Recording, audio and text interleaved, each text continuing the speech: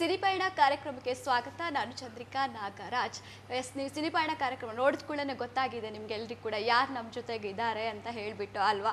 ನಮ್ಮ ಜೊತೆಗಿದ್ದಾರೆ ಯಾರು ಹಿರಿಯ ರಂಗಕರ್ಮಿ ಆಗಿರುವಂಥ, ನಿರ್ದೇಶಕರು ಆಗಿರುವಂಥ, ಖ್ಯಾತ ಸಿನಿಮಾ ನಟ ಕಲಾವಿದರಾಗಿರುವಂಥ ಮಂಡ್ಯ ರಮೇಶ್ ಅವರು ನಮ್ಮ ಜೊತೆಗಿದ್ದಾರೆ. ಸಕ್ಕರೆ ನಾಡಿನವರೇ. ಅವರ ಸಿನಿಪಯಣದ ಬಗ್ಗೆ ಸಕ್ಕರೆಯಂತಹ ಮಾತುಗಳನ್ನೇ, ಸಕ್ಕರೆ ಸವಿರುಚಿಯ ಮಾತುಗಳನ್ನೇ ನಮ್ಮ ಜೊತೆಗೆ ಶೇರ್ ಮಾಡೋಕ್ಕೋಸ್ಕರ ಇಲ್ಲಿವರೆಗೂ ಬಂದಿದ್ದಾರೆ. ನಮಸ್ಕಾರ ಸರ್, ಕಾರ್ಯಕ್ರಮಕ್ಕೆ ಸ್ವಾಗತ. ಓಕೆ, ಹೇಗಿದ್ದೀರಾ ಸರ್? ಯಾಕಂತ ಹೇಳಿದ್ರೆ ಸತತವಾಗಿ ಈಗ ಸಿನಿಮಾದಲ್ಲೂ ಬ್ಯುಸಿ, ಎಲ್ಲ ಕಡೆಯೂ ಬ್ಯುಸಿ ಇದ್ದೀರಾ. ಇವಾಗ ಹೇಗಿದ್ದೀರಾ? ನೋಡಿ, ಫಸ್ಟ್ ಕ್ಲಾಸ್ ಆಗಿದ್ದೀನಿ, ಬಿಂದಾಸ್ ಆಗಿದ್ದೀನಿ, ಸಂತೋಷವಾಗಿದ್ದೀನಿ. ಆಮೇಲೆ ಸಂತೋಷನ ನಾವೇ ಹುಡುಕೊಳ್ಳೋದ್ರಿಂದ ಯಾವಾಗಲೂ ಅದು ಸಂತೋಷ ಎಲ್ಲೋ ಸಿಗುತ್ತೆ ಅಂತ ಸಂತೋಷವನ್ನು ಅರಸಿ ಹೋಗೋದಲ್ಲ. ಸಂತೋಷನ ನಿನ್ನ ಮನಸ್ಸಿನಲ್ಲಿ ಹೇಗೆ ನೀನು ಸಂತೋಷನಾಗಲಿ, ದುಃಖನಾಗಲಿ, ಮಾತ್ಸರ್ಯನಾಗಲಿ, ಪ್ರೀತಿನಾಗಲಿ ಎಲ್ಲವನ್ನು ನಿನ್ನ ಮನಸ್ಸಲ್ಲಿ ನೀನು ಹುಟ್ಟಾಕೊಂಡ್ರೆ ಅದು ಯಾವಾಗಲೂ ನಿನ್ನ ಜೊತೆ ಇರುತ್ತೆ. ಹಾಗಾಗಿ ನಾನು ಸಂತೋಷವನ್ನು ಹುಟ್ಟಾಕೊಂಡ್ಬಿಟ್ಟಿದ್ದೇನೆ, ಸಂತೋಷವಾಗಿರ್ತೇನೆ. ಓಕೆ, ಇವಾಗಲೇ ಗೊತ್ತಾಗ್ಬಿಡ್ತು ನಮಗೆ ಇವ್ರು ಯಾಕೆ ಇಷ್ಟೊಂದು ಹೆಂಗಾಗಿದ್ದಾರೆ, ನಿಮ್ಮ ಸೀಕ್ರೆಟ್ ಏನು ಅನ್ನೋಂಥದ್ದು ಅಲ್ವಾ? ಏನು ಹೆಂಗೇನಿಲ್ಲ, ಹೆಂಗೆಂಗೋ ಇದ್ದವನು ಸ್ವಲ್ಪ ಹೆಂಗ ಕಾಣಿಸ್ತೀನಿ ಅಷ್ಟೇ. Very nice. ಮತ್ತೊಂದು ವಿಚಾರ ಅಂದರೆ ಸಿನಿ ಜರ್ನಿಯ ಬಗ್ಗೆ ಮಾತಾಡೋದಕ್ಕಿಂತ ಮುಖ್ಯವಾಗಿ ಏನು ಅಂತ ಹೇಳಿದ್ರೆ, ನೀವು ರಂಗಭೂಮಿ ಕಲಾವಿದ. ನಾನು ಇವಾಗಲೇ ಇಂಟ್ರೊಡ್ಯೂಸ್ ಮಾಡ್ಬೇಕಾದ್ರೆ ಹೇಳಿದೆ, ರಂಗಭೂಮಿಯ ನಂಟು ಬೆಳೆದ ಬಗ್ಗೆ ಹೇಗೆ ಅನ್ನುವಂಥದ್ದು. ಇಲ್ಲ, ನಂದು ಗ್ರಾಮ್ಯ ಬಾಲ್ಯ, ಚಿಕ್ಕಂದಿಂದಲೂ ಹಳ್ಳಿನೇ ಬೆಳೆದವನು ನಾನು. ಯಾವುದೇ ಕಲಾವಿದನಿಗೆ ಅವನ ದೇಸಿ ಶಕ್ತಿಗಳನ್ನು ಒಗ್ಗೂಡಿಸ್ಕೊಂಡು ಕೆಲಸ ಮಾಡುವಂಥದ್ದು ತುಂಬ ಮುಖ್ಯ. ನನಗೆ ಚಿಕ್ಕಂದಲ್ಲಿ ನನ್ನ ಹಳ್ಳಿಯ ರಾತ್ರಿ ಇಡೀ ಆಗ್ತಿದ್ದಂಥ ಬಯಲಾಟಗಳು, ಕುರುಕ್ಷೇತ್ರ, ಐಲಾವಣ ಬೈರಾವಣ, ಆಮೇಲೆ ಬೇರೆ ಬೇರೆ ದೇವಿ ಮಹಾತ್ಮೆ, ಸಂಪೂರ್ಣ ರಾಮಾಯಣ, ರಾಜಸೋಯಾಗ, ಈ ಥರದ ನಾಟಕಗಳೆಲ್ಲ ನಮ್ಮ ಕಡೆ ರಾತ್ರಿ ಇಡೀ ಆಗ್ತವೆ. ನೀವು ಕೇಳಿರ್ಬೋದು ಹಾಡುಗಳೆಲ್ಲ, ಕೊಲಲೇ ಪಾಂಡುಸುತನ ಅಂತ ಈ ಥರದ ಹಾಡುಗಳು. ಜಾನಕಿ ಪ್ರಾಣಸಖಿ ಅಗಲಿದೆಯ ಕಮಲಮುಖಿ ಪಂಚವಟಿ ತಟ ಪುಣ್ಯರೂಪಿಣಿ ಗಾಧಾ ನಿಗದಿತ ಹಂಸವಾಹಿನಿ ಚಿತ್ರಕೂಟ ವಿಹಾರಿಣಿ ತರುಣಿ ಅಯೋಧ್ಯ, ಈ ಥರದ ಹಾಡುಗಳು.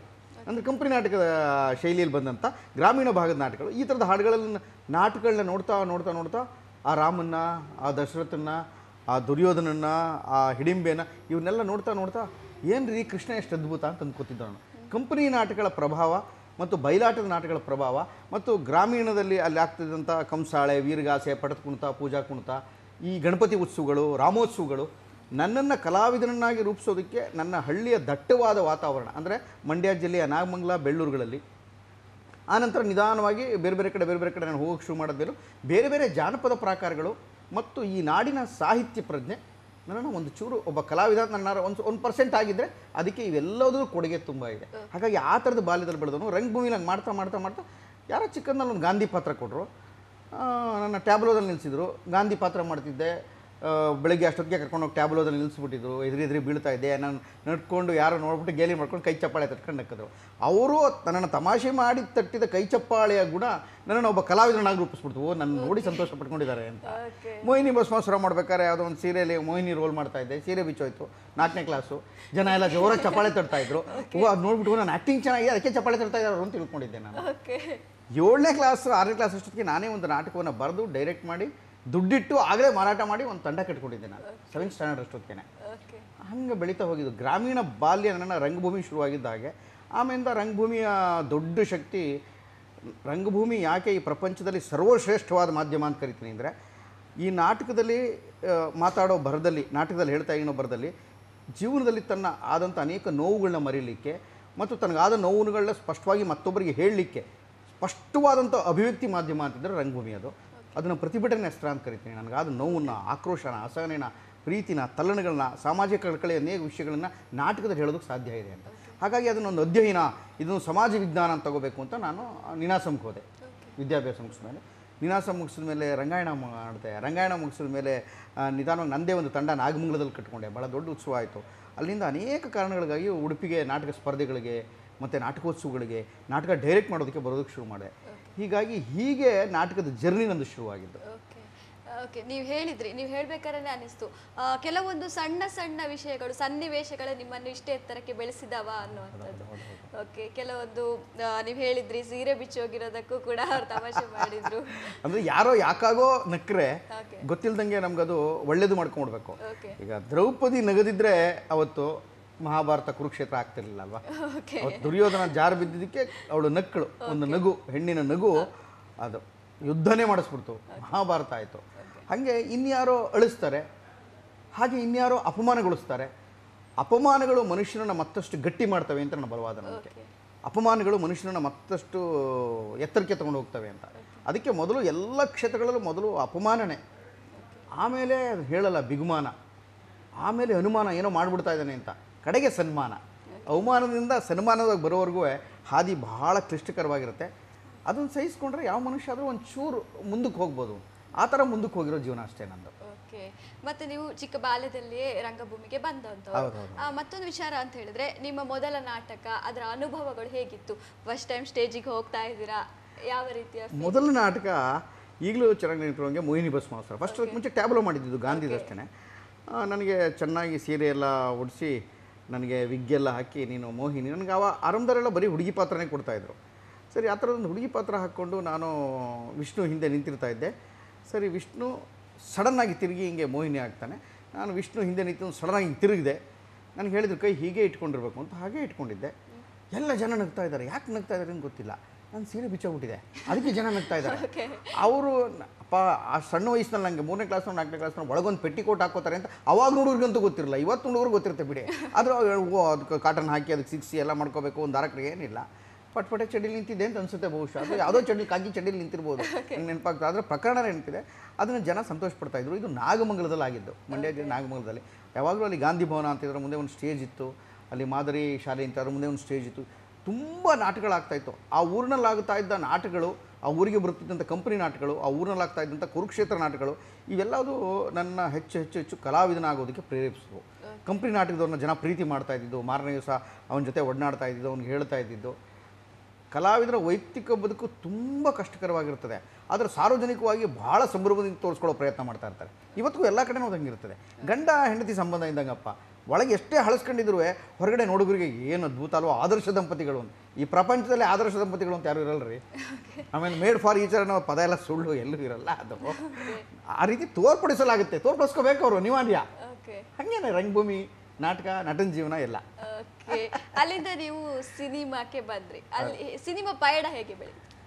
ಸಿನಿಮಾ ಪಯಣದ ಕತೆ ಬಹಳ ವಿಚಿತ್ರವಾಗಿದೆ. ನಾನು ರಂಗಭೂಮಿನಲ್ಲಿ ನಿನಾಸಂನಲ್ಲಿದ್ದಾಗ ತುಂಬ ದೊಡ್ಡ ಹೆಸರು ಮಾಡಿದ್ದೆ.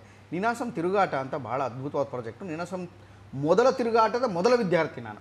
ಆವಾಗ ಸಾಂಬ ಶಿವಪ್ರಹಸನ, ಲೋಕಶಾಕುಂತಲ 1984 ಅನ್ಕೋತೀನಿ. 84 85 ತಿರುಗಾಟ 85 ಶುರುವಾಗಿದ್ದು ಮೊದಲನೇ ಬ್ಯಾಚಿಂದ. ಇವತ್ತು ಕರ್ನಾಟಕದಲ್ಲಿ ಆಧುನಿಕ ರಂಗಭೂಮಿನಲ್ಲಿ ನಿನಾಸಂ ತಿರುಗಾಟ ಅನ್ನೋದು ಒಂದು ದೊಡ್ಡ ಇತಿಹಾಸ.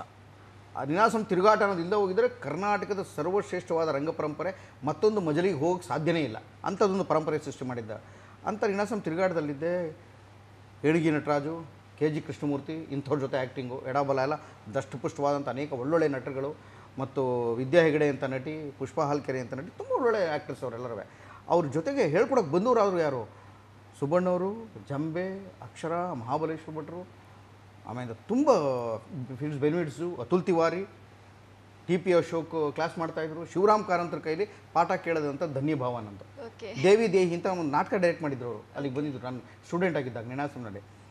ಅಲ್ಲಿ ಒಂದು ನನಗೆ ಗೊತ್ತಿರೋ ಹಾಗೆ ಈ ನಿನಾಸಂಗೆ ನಾನು ಹೋಗದಿದ್ದರೆ, ನನಗೆ ಆ ಟೈಮ್ಗೆ ಲಂಕೇಶ್ ಪತ್ರಿಕೆ ಹುಟ್ಟಿಕೊಂಡು ನಾನು ಮನೆಗೆ ಪೇಪರ್ ಹಾಕಿದೆ, ಪೇಪರ್ ಬಾಯ್ ನಾನು. ಆವಾಗ ಪೇಪರ್ ಹಾಕೋದಿದ್ದರೆ ನನ್ನ ಒಟ್ಟು ಇವತ್ತಿನ ಈ ಪಯಣಕ್ಕೆ ಒಂದು ಪ್ರಜ್ಞೆ ರೂಪಿತವಾಗ್ತಾ ಇರಲಿಲ್ಲ. ಒಂದು ಲಂಕೇಶ್ ಪತ್ರಿಕೆ, ಒಂದು ನಿನಾಸಂ ಜೊತೆಗಿನ ಒಡನಾಟ, ಮತ್ತು ಅನೇಕ ಸಂಘ ಸಂಸ್ಥೆಗಳ ಜೊತೆ ಒಡನಾಡಿದ್ದು, ಮತ್ತು ಅವ್ರ ಜೊತೆ ಚರ್ಚೆ ಮಾಡಿದ್ದು, ಬೀದಿ ನಾಟಕಗಳು ಮಾಡಿದ್ದು, ಪೌರಾಣಿಕ ನಾಟಕಗಳನ್ನ ಅಭ್ಯಾಸ ಮಾಡಿದ್ದು, ದೇಸಿ ನಾಟಕಗಳು ಒಂದು ಇನ್ನೂ ತಿಳ್ಕೊಂಡಿದ್ದು. ಒಟ್ಟು ನಾಟಕ ಅನ್ನೋದು ಒಂದು ಸಮಾಜ ವಿಜ್ಞಾನ, ಅದನ್ನು ಒಳ್ಳೆಯದಕ್ಕೆ ಬಳಸಬೇಕು ಅಂತ ನನಗೊಂದು ಪ್ರಜ್ಞೆ ರೂಪಿತವಾಗಿದ್ದೇನೆ ಈ ಎಲ್ಲರ ಒಡನಾಟದಿಂದ. ಇವತ್ತು ನಾನೇನಾರು ಆಗಿದ್ದರೆ ಅದು ಒಬ್ಬಂದಲ್ಲ, ಮಂಡ್ಯ ರಮೇಶ್ ನೆಪ ಅಷ್ಟೇ. ಒಂದು ವ್ಯಕ್ತಿ ಸುಮ್ಮನಿದ್ದಾನೆ, ಒಬ್ಬ ಮನುಷ್ಯ. ಆದರೆ ಬೇರೆ ಬೇರೆ ಕೆಲವೊಂಬಲ್ಲವರಿಂದ ಕಲಿತು ಆಗಿರುವಂಥದ್ದು. ಯಾರು ಒಂಚೂರು ಹೇಳ್ಕೊಟ್ಟಿದ್ದನ್ನು ಕಲಿತಾ ಹೋದೆ. ಈಗಲೂ ನಾನು ಮಹಾ ವಿದ್ವತ್ಪೂರ್ಣ ಮನುಷ್ಯ ಏನಲ್ಲ, ಜ್ಞಾನಿ ಏನಲ್ಲ. ಆದರೆ ನನಗೆ ಜೀವನಾನುಭವ ಒಂದಷ್ಟು ಈ ಇಷ್ಟು ವರ್ಷಗಳಲ್ಲಿ ತುಂಬ ಸುತ್ತಾಡಿದ್ದು ಸಹಾಯ ಮಾಡ್ತು. ಆ ಥರದ್ದೊಂದು ಪಾತ್ರ ನನಗೆ ಆ ಚಿಕ್ಕನ್ನಲ್ಲಿ ಕಟ್ಕೊಳ್ಳೋಕೆ ಸಾಧ್ಯ. ಮೋಹಿನಿ ಭಸ್ಮಾಸುರ ಮಾಡಿದ ಹೋಗಿ ನನಗೆ ಪುರಾಣ ಗೊತ್ತಾಗ್ತಾ ಇರಲ್ಲ, ಪುರಾಣ ಗೊತ್ತಾಯ್ತಲ್ಲ. ಇವತ್ತು ಹುಡುಗರಿಗೆ ಪುರಾಣನೇ ಗೊತ್ತಿಲ್ಲ, ಇತಿಹಾಸನೇ ಗೊತ್ತಿಲ್ಲ, ಅವ್ರ ಅಭ್ಯಾಸ ಮಾಡೋಕ್ಕೆ ಆಸೆನೂ ಇಲ್ಲ. 24 hours ಕೈಯಲ್ಲಿ ವಿಶ್ವ ಜಗತ್ತಿಷ್ಟೆಲ್ಲ ಕೊಟ್ಬಿಟ್ಟಿದ್ರಿಂದ ಎಲ್ಲ ಅದರಲ್ಲೇ ಜಗತ್ತು ಅನ್ಕೋತಾರೆ. ಹಾಗಾಗಿ ಮೋಹಿನಿ ಭಸ್ಮಾಸುರ ಮೊದಲನೇ ನಾಟಕ, ಆ ನಾಟಕದ ರೋಮಾಂಚನಕಾರಿ ನನ್ನ ಜೊತೆ ಮಾಡಿದವರು ಆ್ಯಕ್ಟರ್ಸ್ ಹೆಸರೆಲ್ಲ ನನಗೆ ನೆನಪಿದೆ. ಈಗಲೂ ನಾಗೇಶ ಅಂತ ಒಬ್ಬ ಇದ್ದ, ಮೋಹನ ಅಂತ ಒಬ್ಬ ಇದ್ದ, ನನ್ನ ಬಾಲ್ಯದ ಗೆಳೆಯರು ಈಗಲೂ ಒಡನಾಟ ಇಟ್ಕೊಂಡಿದ್ದಾರೆ ನನ್ನ ಜೊತೆ. ಹಾಗಾಗಿ ಆ ಮೋಹಿನಿ ಭಸ್ಮಾಸುರದ ಮೋಹಿನಿ ಪಾತ್ರ ನನಗೆ ನಾನು ಪೆದ್ದಂಗೆ ಆಡಿದ್ದು, ನಾನು ಜನ ನಕ್ಕಿದ್ದು ಈಗಲೂ ನನಗೆ ರೋಮಾಂಚಕಾರಿಯಾದಗಳಿಗೆ ಬಾಲ್ಯದ ನೆನಪುಗಳು ಸರ್ವಶ್ರೇಷ್ಠವಾದ ನೆನಪುಗಳು ಅಂತ ನನ್ನ ನಂಬಿಕೆ. ಓಕೆ ಓಕೆ, ರಂಗಭೂಮಿಯೇ ನಿಮ್ಮ ಬಾಲ್ಯದ ನೆನಪುಗಳನ್ನು ಮಾಡುತ್ತೆ. ಹೌದು. ನೆಕ್ಸ್ಟ್ ಸಿನಿಮಾ, ಮೊದಲ ಸಿನಿಮಾ ಯಾವುದು? ನಾನು ಇದನ್ನೆಲ್ಲ ಮಾಡಿಕೊಂಡು ರಂಗಾಯಣದಲ್ಲಿದ್ದೆ. ಓಕೆ. ಅಷ್ಟೊತ್ತಾಗಲೇ ನಾಗಮಂಗಲದಲ್ಲಿ ದೊಡ್ಡದೊಂದು ರಂಗ ಪರಂಪರೆಯನ್ನು ಶುರು ಮಾಡಿದ್ದೆ. ತುಂಬ ರಂಗ ಚಳುವಳಿ ಆಗ್ತಾಯಿತ್ತು ನಾಗಮಂಗಲ ಕನ್ನಡ ಸಂಘದಲ್ಲಿ. ಆದರೆ ರಂಗಾಯಣದಲ್ಲಿ ಬಿಕ್ಕಟ್ಟು, ರಂಗಾಯಣ ಇನ್ನೇನು ಮುಗಿದೋಗುತ್ತೆ ಅಂತ ಒಂದು ಸುದ್ದಿ ಬಂತು. ತುಂಬ ದೊಡ್ಡ ಕ್ರೈಸಿಸಲ್ಲಿತ್ತು ರಂಗಾಯಣ. ಅಂಥ ಸಂದರ್ಭದಲ್ಲಿ ಕಾರಂತರು ಬಿಟ್ಟು ಹೋಗಿದ್ರು, ಕಾರಂತರಿರಲಿಲ್ಲ, ಇನ್ನೇನು ಮುಗ್ದೇ ಹೋಗುತ್ತೆ ಅಂತ. ಆ ಟೈಮಲ್ಲಿ ನಾಗತಿಹಳ್ಳಿ ಚಂದ್ರಶೇಖರ್ ನನ್ನ ಫಸ್ಟ್ ಕರೆದ್ರು ಒಂದು ಸಿನಿಮಾಕ್ಕೆ, ಉಂಡು ಹೋದ ಕೊಂಡು ಹೋದ ಅಂತ. ನನಗೆ ಹೋಗೋಕ್ಕಾಗಲಿಲ್ಲ ಆ ಪಿಕ್ಚರ್ಗೆ. ಅದನ್ನು ಆಮೇಲೆ ಟೆನಿಸ್ ಕೃಷ್ಣ ಯಾರೋ ಮಾಡಿದ್ರು. ಮತ್ತು ಜನ್ಮದ ಜೋಡಿ ನಮ್ಮ ಗುರುಗಳು ಮತ್ತೊಬ್ಬರು ನಾಗಾಭರಣ ಅವರು, ನೀವು ಆ್ಯಕ್ಟ್ ಮಾಡ್ತೀಯ ಅಂತ ಹೇಳಿ ಕಳಿಸಿದ್ರು. ನಾನು ಒಪ್ಪಲಿಲ್ಲ ಮೊದಲು. ಯಾಕೆಂದರೆ 2,000 ರೂಪಾಯಿ ಸಂಬಳ ಬರ್ತಾಯಿತ್ತು ರಂಗಾಯಣದಲ್ಲಿ. 2,000 ರೂಪಾಯಿ ಸಂಬಳ ತೊಗೊಂಡು ನಾನು ಹೆಂಡತಿ ಮಗುವನ್ನು ನಿಭಾಯಿಸ್ಕೊಂಡು ಕಷ್ಟ ಒದ್ದಾಡ್ತಾ ಇದ್ದೆ. ಆದರೂ ಇಲ್ಲ ಬರೋಲ್ಲ ಸರ್, ಆಮೇಲೆ ನಿಂತೋಗ್ಬಿಟ್ರೆ ಅನ್ನೋ ಭಯ.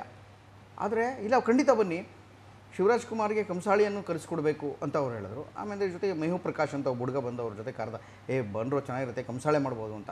ನಾನು ಕಂಸಾಳೆ ಈಗಲೂ ಕಂಸಾಳೆ ಮಾಡ್ತೀನಿ, ಅದನ್ನು ಹೇಳ್ಕೊಡ್ಬೋದು ಅನ್ನೋ ಕಾರಣಕ್ಕಾಗಿ ಶಿವರಾಜ್ ಕುಮಾರ್ಗೆ ಅದೇ ನೀವು ನೋಡಿರ್ಬೋದು, ಕೋಲು ಮಂಡ್ಯ ಜಂಗಮ ದೇವರು ಗುರುವೇ ಕ್ವಾರಣ್ಯಕ್ಕೆ ದಯ ಮಾಡವ್ರೆ, ಅದರಲ್ಲಿ ಆ್ಯಕ್ಟ್ ಮಾಡ್ತಾ ಒಂದು ಪುಟ್ಟ ಪಾತ್ರವನ್ನು ಮಾಡ್ತಾ ಫ್ರೆಂಡಾಗಿ ಹೋದೆ. ಅವ್ರಿಗೆ ಕಲಿಸ್ಕೊಡ್ತಾ ಅವ್ರಿಗೆ ಭಾಳ ಇಷ್ಟ ಆಗೋಯ್ತು ಶಿವರಾಜ್ ಕುಮಾರ್ ಅವ್ರಿಗೆ ನನ್ನ ಅಭಿನಯ, ನಾನು ಓಡಾಡ್ತಾ ಇದ್ದು, ನನ್ನ ಪಾಡಿಗೆ ನಾನು ಇರ್ತಾ ಇದ್ದಿದ್ದು ಇವೆಲ್ಲ.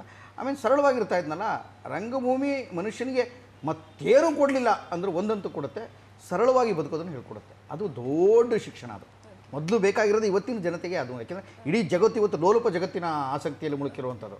ಆದರೆ ಅದಕ್ಕೆ ವಾಸ್ತವ ಜಗತ್ತಿನ ಅರಿವು ಮೂಡಿಸ್ಕೊಡೋದು ರಂಗಭೂಮಿ. ಅದಕ್ಕಾಗಿ ಎಲ್ಲ ಮಕ್ಕಳನ್ನು ರಂಗಭೂಮಿ ಕರ್ಕೊಂಬನಿ ಅಂತ ಹಠ ಮಾಡ್ತೀನಿ. ಥಿಯೇಟ್ರ್ ಅದನ್ನು ಕಲಿಸ್ಕೊಡುತ್ತೆ, ಅಪಮಾನಗಳನ್ನ ಸಹಿಸ್ಕೊಳ್ಳೋದನ್ನ ಹೇಳ್ಕೊಡುತ್ತದು. ಹಾಗಾಗಿ ನನಗೆ ಅಲ್ಲಿ ನನ್ನ ಪಾಡಿಗೆ ನಾನು ಇರ್ತಾ ಇದ್ದೆ. ಅವ್ರಿಗೆ ತುಂಬ ಖುಷಿಯಾಗೋಯ್ತು. ಕಡೆಗೆ ಆ ಪಿಕ್ಚರಿನ ದೊಡ್ಡ ಯಶಸ್ಸು ಏಣಿಗೆ ಬಾಳಪ್ಪನವ್ರು ಕೂಡ ಮಾಡಿದರು, ಭಾಳ ದೊಡ್ಡ ಜನ ಮಾಡಿದರು. 1 ವರ್ಷಗಳ ಕಾಲ ಅದು ಹುಬ್ಬಳ್ಳಿಲಿ ಓಡಿದ್ದು. ಹಾಡುಗಳೆಲ್ಲ ಸೂಪರ್ ಹಿಟ್ಟು, ಒಳ್ಳೆ ಕಥೆ, ತುಂಬ ಪನೋರಮಾದ, ವರ್ಲ್ಡ್ ಪನೋರಮಾದಲ್ಲಿ ಬೇರೆ ಬೇರೆ ದೇಶದಲ್ಲಿ ಇವತ್ತಿಗೂ ಅದು ಟೆಕ್ಸ್ಟ್ ಆಗಿದೆ ಜನ್ಮದ ಜೋಡಿ ಅನ್ನೋ ಪಿಕ್ಚರು. ಅಂಥದ್ದೊಂದು ಪಿಕ್ಚರಲ್ಲಿ ಆ್ಯಕ್ಟ್ ಮಾಡಿ ಸೌಭಾಗ್ಯ ನಂದು. ಆ ಪಿಕ್ಚರ್ ಮಾಡಿದ ಮೇಲೆ ಆ ಪಿಕ್ಚರ್ ಡಬ್ಬಿಂಗ್ ಟೈಮಲ್ಲಿ ಯಾರೋ ಹೇಳಿದ್ರಂತೆ ನಾಗಮಂಡಲಕ್ಕೆ ಮಂಡ್ಯ ರಮೇಶ್ ಹಾಕೋಬೋದು ಅಂತ. ಅವರು ನಾ ಮಾಡ್ತೀನಿ ನೀನು ಅಂತ ಕೇಳಿದ್ರು ನಾಗಾಭರಣ ಅವರು. ರಜಾ ಕೊಟ್ಟಿರಲಿಲ್ಲ, ಅದು ಮಾಡ್ತೀನಿ ಸರ್ ಅಂದೆ. ಯಾವತ್ತು ನಾಗಮಂಡಲ ಮಾಡಿದ್ನೋ ಅವತ್ತು ಜನಕ್ಕೆ ಅದು ಯಾಕೆ ಅಷ್ಟೊಂದು ಪ್ರಿಯ ಆಯಿತು ಅಂತ ನನಗೆ ಇನ್ನೂ ಗೊತ್ತ. ಈ ನಿಗೂಢತೆಗಳು ನಂಗೆ ಅರ್ಥ ಆಗಿಲ್ಲ ತುಂಬ ಸಲ. ಅದರ ಯಶಸ್ಸು ಕೂಡ ನನಗೆ ಗೊತ್ತಿಲ್ಲ ಹೆಂಗೆ ಅಂತ.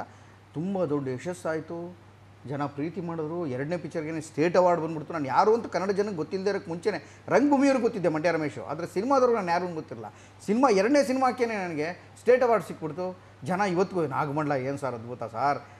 ಅದಕ್ಕೆ ಕಾರಣ ಇದೆ. ಒಂದು ನಾಗಮಂಡಲದಂಥ ಒಂದು ಅದ್ಭುತ ಜಾನಪದ ಕಥೆ, ಒಂದು ಬಿ ಜಯಶ್ರೀ ಅವರಿದ್ದರು, ಒಂದು ಪ್ರಕಾಶ್ ರೈ ಅವರಿದ್ದರು, ಒಂದು ಭಾಸ್ಕರ್ ಅಂತ ಶ್ರೇಷ್ಠವಾದ ಕ್ಯಾಮ್ರಾಮನ್ ಇದ್ದರು, ಒಂದು ಸಿ ಯಶ್ವತ್ ಅಂತ ಇವರು ಮ್ಯೂಸಿಕ್ನವರಿದ್ದರು, ನಾಗಾಭರಣ ಏಣಿಗೆ ನಟರಾಜ್ ಅಸೋಸಿಯೇಟ್ ಡೈರೆಕ್ಟ್ರು, ಎಲ್ಲರೂ ಸೇರಿ ಮಾಡಿದ್ರಿಂದ ಶಶಿಧರ ಅಡಪ ಅಂತ ಭಾಳ ಅದ್ಭುತವಾದ ಆರ್ಟ್ ಡೈರೆಕ್ಟ್ರು, ಜಗತ್ತಿನ ಸರ್ವಶ್ರೇಷ್ಠವಾದಂಥ ಕನ್ನಡ ಪ್ರತಿಗಳು ಸೇರ್ಕೊಂಡು ಮಾಡಿದಂಥ ಪಿಕ್ಚರು ಸೂಪರ್ ಹಿಟ್, ಎಲ್ಲ ಒಳ್ಳೆಯ ಹೆಸರು ತಂದು ಕೊಡ್ತು.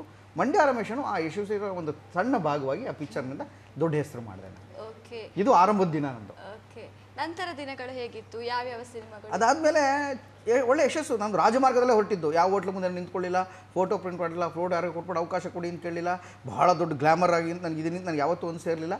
ಆದರೆ ದೊಡ್ಡ ಸಕ್ಸಸ್ ಹೆಂಗೆ ಅಂದರೆ ಇಷ್ಟು ಚೆನ್ನಾಗಿ ಓಪನ್ ಆಗಿದ್ದು. ಆಮೇಲೆ ಮಹಾಭಾರತ ಅಂತ ಎಸ್ ನಾರಾಯಣ ಜೊತೆ 3ನೇ ಪಿಕ್ಚರ್ ಮಾಡಿದೆ. ರಂಗಾಯಣ ನಿಧಾನವಾಗಿ ಅಷ್ಟೊತ್ತಿಗೆ ಬಿಡಲೇಬೇಕಾಗಿತ್ತು, ನಾನು ಬಿಟ್ಬಿಟ್ಟು ಬಂದೆ. ಬೆಂಗಳೂರಿನಲ್ಲಿ ಒಂದು ಪುಟಾಣಿ ರೂಮ್ನಲ್ಲಿ ಒಂದು ಸೂಟಿಗೆ ಇಟ್ಕೊಂಡು ಬೆಂಗಳೂರು ಎಂಟ್ರ್ ಆದೆ. ಈಗಲೂ ಬೆಂಗಳೂರು ಕಂಡ್ರೆ ಬಹಳ ಭಯಗ್ರಸ್ತ ನಾನು. ನನಗೆ ಬೆಂಗಳೂರಿಗೆ ಹೋದಾಗಲೆಲ್ಲ, ಬೇರೆ ಬೇರೆ ದೇಶಕ್ಕೆ ಹೋದಾಗಲೆಲ್ಲ ಈಗಲೂ ಸಂತೆಯಲ್ಲಿ ಕಳೆದು ಹೋದ ಮಗುವಿನ ಹಾಗೆ ನನಗೆ ನನ್ನ ವರ್ತನೆ. ಭಯ ಆಗುತ್ತೆ, ಯಪ್ಪ ಹೆಂಗಪ್ಪ ಇದ್ದೂಳು ಈಗೆಲ್ಲ. ಬೆಂಗಳೂರು ಭಯ ನನಗೆ, ಉಡುಪಿ ಭಯ ಆಗಲ್ಲ ನನಗೆ, ಯಾಕೋ ಗೊತ್ತಿಲ್ಲ. ನನಗೆ ಮಂಗಳೂರು ಭಯ ಆಗಲ್ಲ, ಬೆಂಗಳೂರು ಭಯ. ಅಂಥ ಊರಿಗೆ ಹೋಗಿ ಅಲ್ಲಿ ಇಳಿದೆ. ಫ್ರೆಂಡ್ಗಳು ಯಾರೋ ಒಂಚೂರು ಆಶ್ರಯ ಕೊಟ್ಟರು. ಅಷ್ಟೊತ್ತಿಗಾಗಲೇ ನಾನು ಸಂಸಾರದೊಂದಿಗೆ ಒಬ್ಬನೇ ನಿಂತ್ಕೊಂಡು ಬೆಂಗಳೂರಲ್ಲಿ ಹೇಗೆ ಬೇಕು, ವಾರಕ್ಕೊಂದ್ಸಲಿ ಹೋಗಲೇಬೇಕಾಗಿತ್ತು, ಹೆಂಡತಿ ಮಗಳು ನೋಡಬೇಕಾಗಿತ್ತು. ತುಂಬ ಒತ್ತಡದಲ್ಲಿ ಎಷ್ಟೋ ಟೈಮು ಊಟಕ್ಕೆ ಕಾಸಿಲ್ಲದ ದಿನಗಳು ಇತ್ತು. ಆಮೇಲೆ ತುಂಬ ದುಡ್ಡು ಸಿಕ್ಬಿಟ್ಟು ಊಟ ಮಾಡೋಕ್ಕೆ ಮನಸ್ಸೇ ಇಲ್ಲದ ದಿನಗಳು ಇತ್ತು. ಈ ಥರದ ಬೆಳವಣಿಗೆಯಲ್ಲಿ ನಿಧಾನವಾಗಿ ಒಂದು ರೂಮ್ಗೆ ಎಮ್ ಜಿ ರಮೇಶ್ ಅಂತ, ಇವತ್ತು ನನ್ನ ಗೆಳೆಯ ಒಬ್ಬ ಇಲ್ಲ ಸತ್ತೋಗ್ಬಿಟ್ಟಿದ್ದಾನೆ ಇವತ್ತು. ಒಂದು ದೊಡ್ಡ ಆಕ್ಸಿಡೆಂಟಲ್ಲಿ ಹೋಗ್ಬಿಟ್ಟೆ ಎಮ್ ಜಿ ರಮೇಶ್ ಅಂತ. ಅವನು ಪ್ರೊಟೆಕ್ಟ್ ಮಾಡ್ದ. ಬಿ ಎಸ್ ನಟೇಶ್ ಅಂತ ಆ ಟೈಮಲ್ಲಿ ನನ್ನ ಗೆಳೆಯ ಇನ್ನೂ ಬೆಂಗಳೂರಿನಲ್ಲಿದ್ದಾನೆ. ಅವರೆಲ್ಲ ಬೆಂಬಲ ಕೊಟ್ಟರು. ರಂಗಭೂಮಿಯ ಎಲ್ಲ ಯಶಸ್ಸುಗಳು, ರಂಗಭೂಮಿಯ ಎಲ್ಲ ಸವಾಲುಗಳು ನನ್ನನ್ನು ಮತ್ತೆ ಅಲ್ಲಿ ಧೈರ್ಯ ತುಂಬಿದ್ವು. ಮತ್ತು ಸೀರಿಯಲ್ ಮಾಡೋಕ್ಕೆ ಶುರು ಮಾಡಿದೆ. ಏಕಕಾಲದಲ್ಲಿ ಸಿನಿಮಾ ಸೀರಿಯಲ್ ಜನನಿ ಅಂತ, ಮನೆತನ ಅಂತ, ಕನ್ನಡದ ಮೊಟ್ಟ ಮೊದಲ mega serial R N Jaigopal ಅವರು ಡೈರೆಕ್ಟ್ ಮಾಡಿದ್ದು. ಆಮೇಲೆ ಗುರುದತ್ ಅವರು ಡೈರೆಕ್ಟ್ ಮಾಡಿದ್ದು. ಹೀಗೆ ಒಳ್ಳೊಳ್ಳೆ ಸೀರಿಯಲ್ಗಳು ನನಗೆ ಒಳ್ಳೆ ಹೆಸರನ್ನು ತಂದುಕೊಟ್ಟು ನಿಧಾನವಾಗಿ ಮಂಡ್ಯ ರಮೇಶ ಬೇರೂರೋಕ್ಕೆ ಸಿನಿಮಾ ರಂಗದಲ್ಲಿ ಕಾರಣ ಆಯಿತು. ಬಹುಶಃ ಇದು ಜನ್ಮದ ಜೋಡಿ ಬಂದು 21ನೇ ವರ್ಷ ಅಂದ್ಕೊಂಡಿದ್ದೀನಿ ನಾನು. ಒಟ್ಟು ನನ್ನ ಸಿನಿ ಪಯಣ ಆರಂಭವಾಗಿದ್ದು 21ನೇ ವರ್ಷದ ಹಿಂದೆ. ಜನ್ಮ ಜೋಡಿಯಿಂದ ಶುರುವಾಗಿದ್ದು, ಅದು ಹಿಟ್ಟಾಗಿ ಎಲ್ಲೇ ಹೋದ್ರು, ಯಾವುದೇ ಮೂಲೆಗೆ ಹೋದ್ರು ಇವತ್ತಿಗೂ ಜನ್ಮ ಜೋಡಿ ಸಾರ್ ನೀವು ಅಂತಾರೆ.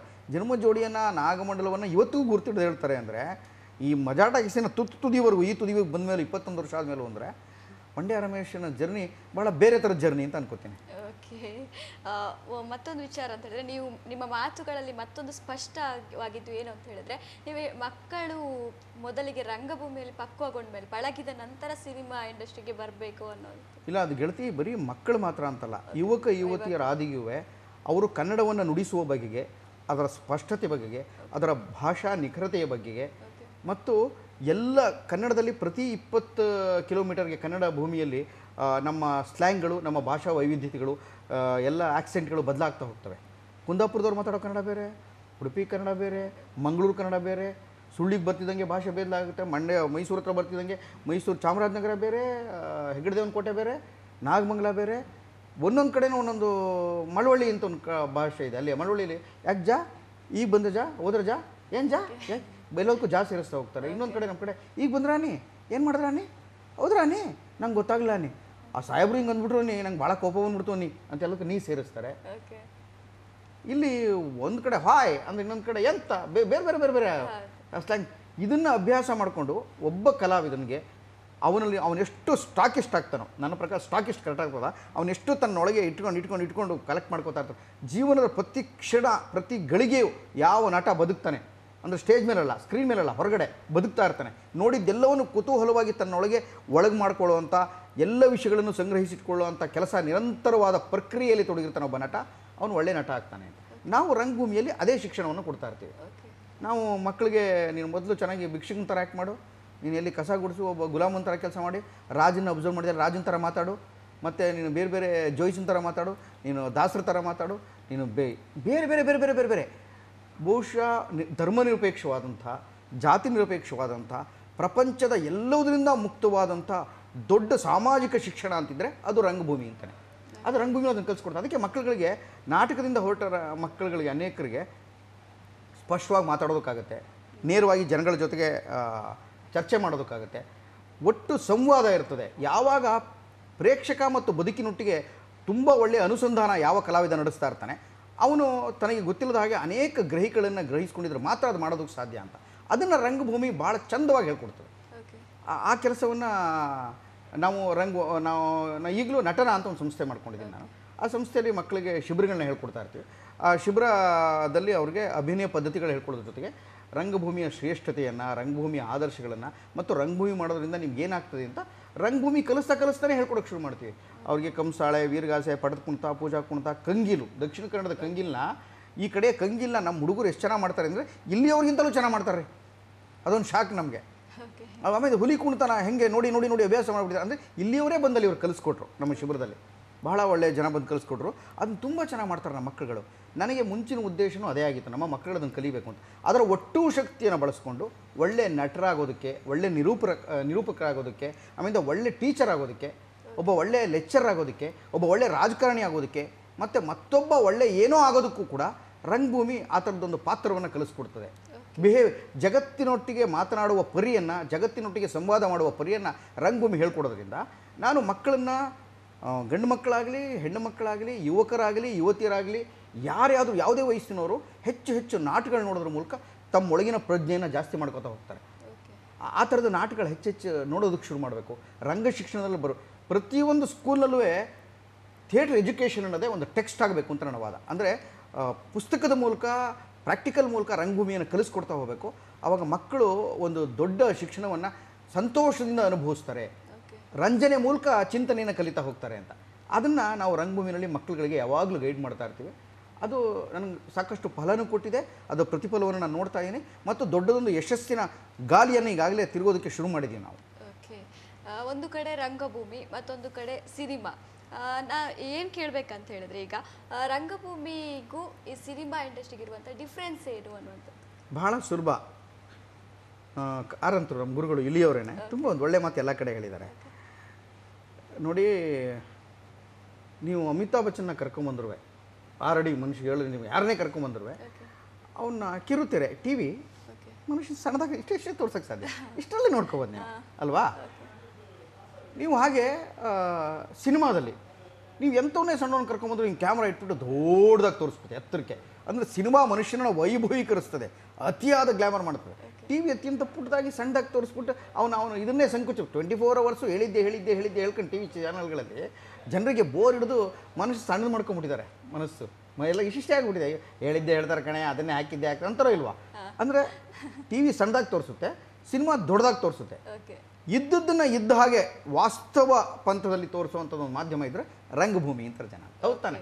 ಲೈವ್ ಅದನ್ನೇ ನೋಡ್ಬೋದು. ಒಂದು ನಾನು ತಮಾಷೆಗೆ ಏನು ಹೇಳ್ತೀನಿ ಅಂದರೆ, ಸಿನಿಮಾದಲ್ಲಿ ನಿಮ್ಗೆ ಏನಾರೋ ನಾಟಕದಲ್ಲಿ ಏನಾರೋ ನಿಮಗೆ ಬೋರ್ ಆಗೋಯ್ತು ಅಂದ್ಕೊಳ್ಳಿ, ಅವಾಗ ಅವನು ಕಲ್ಲು ಹೊಡೆದು ವಿಜಲ್ ಹೊಡೆದು ಗಲಾಟೆ ಮಾಡಿ ಅವನು ಹೋಗ್ಬೋದು ಕಿರ್ಚ್ಬಿಟ್ಟು ಕಳಿಸ್ಬಿಡ್ಬೋದು. ಈ ಸ್ಕೂಲು ಕಾಲೇಜಲ್ಲಿ ಮಾಡ್ತಾರಲ್ಲ, ಇಷ್ಟ ಆಗದೆ ಹೋದರೆ ಕಿರ್ಚಿ ಜೋರಾಗಿ ನಾಟಕದಲ್ಲೂ ಮಾಡ್ತಾರೆ. ಕನಿಷ್ಠ ಪಕ್ಷ ಕೋಳಿ ಮೊಟ್ಟೆ ಟೊಮೆಟೊನಾರ ಹೊಡೆದು ಕಳಿಸ್ಬೋದು.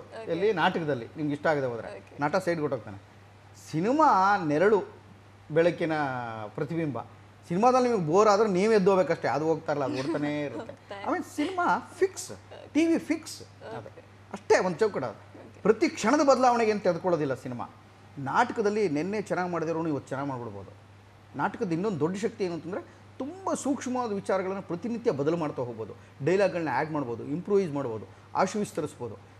ಕ್ರಿಯಾಶೀಲತೆಗೆ, ಸೃಜನಶೀಲತೆಗೆ ತುಂಬ ಅವಕಾಶ ಇರುವಂಥ ಜಾಗ ರಂಗಭೂಮಿ.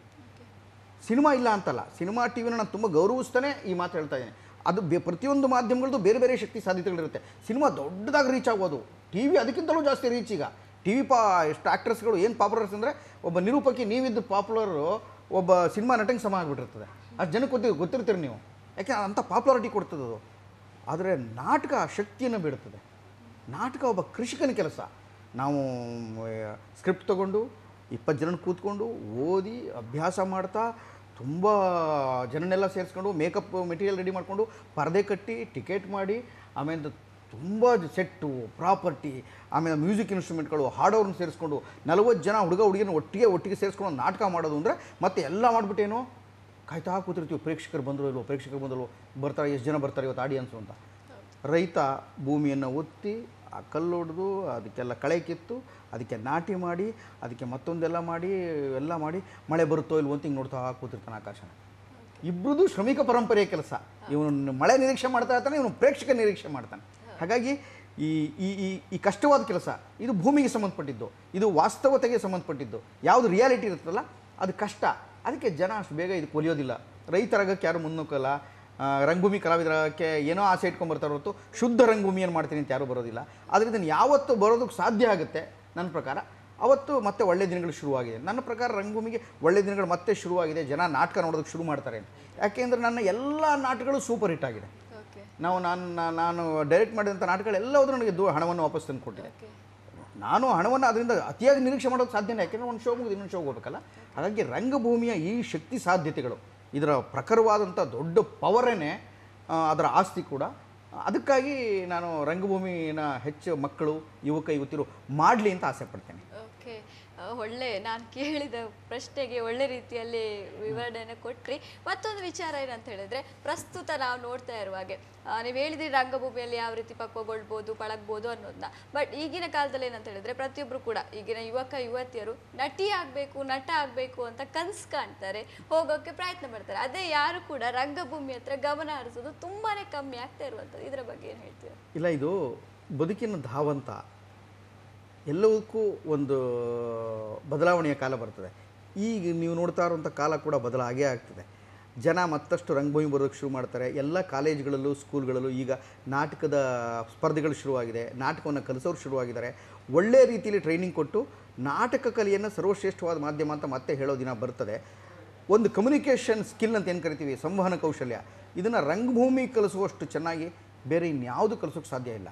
ನಿಮ್ಮ ವ್ಯಕ್ತಿತ್ವ ವಿಕಸನ ಆಗೋದಕ್ಕೆ ರಂಗಭೂಮಿಯ ಬೇರೆ ಬೇರೆ ಪರಿಕ್ರಮಗಳು ತುಂಬ ಸಹಾಯ ಮಾಡ್ತವೆ. ಆ ಥರದ ಕೆಲಸವನ್ನು ಈಗ ಮಾಡೋದಕ್ಕೆ ಮತ್ತೆ ಶುರುವಾಗಿದೆ. ನಾಟಕಗಳು ನೋಡೋದಕ್ಕೆ ಜನ ಬರ್ತಾ ಇದ್ದಾರೆ.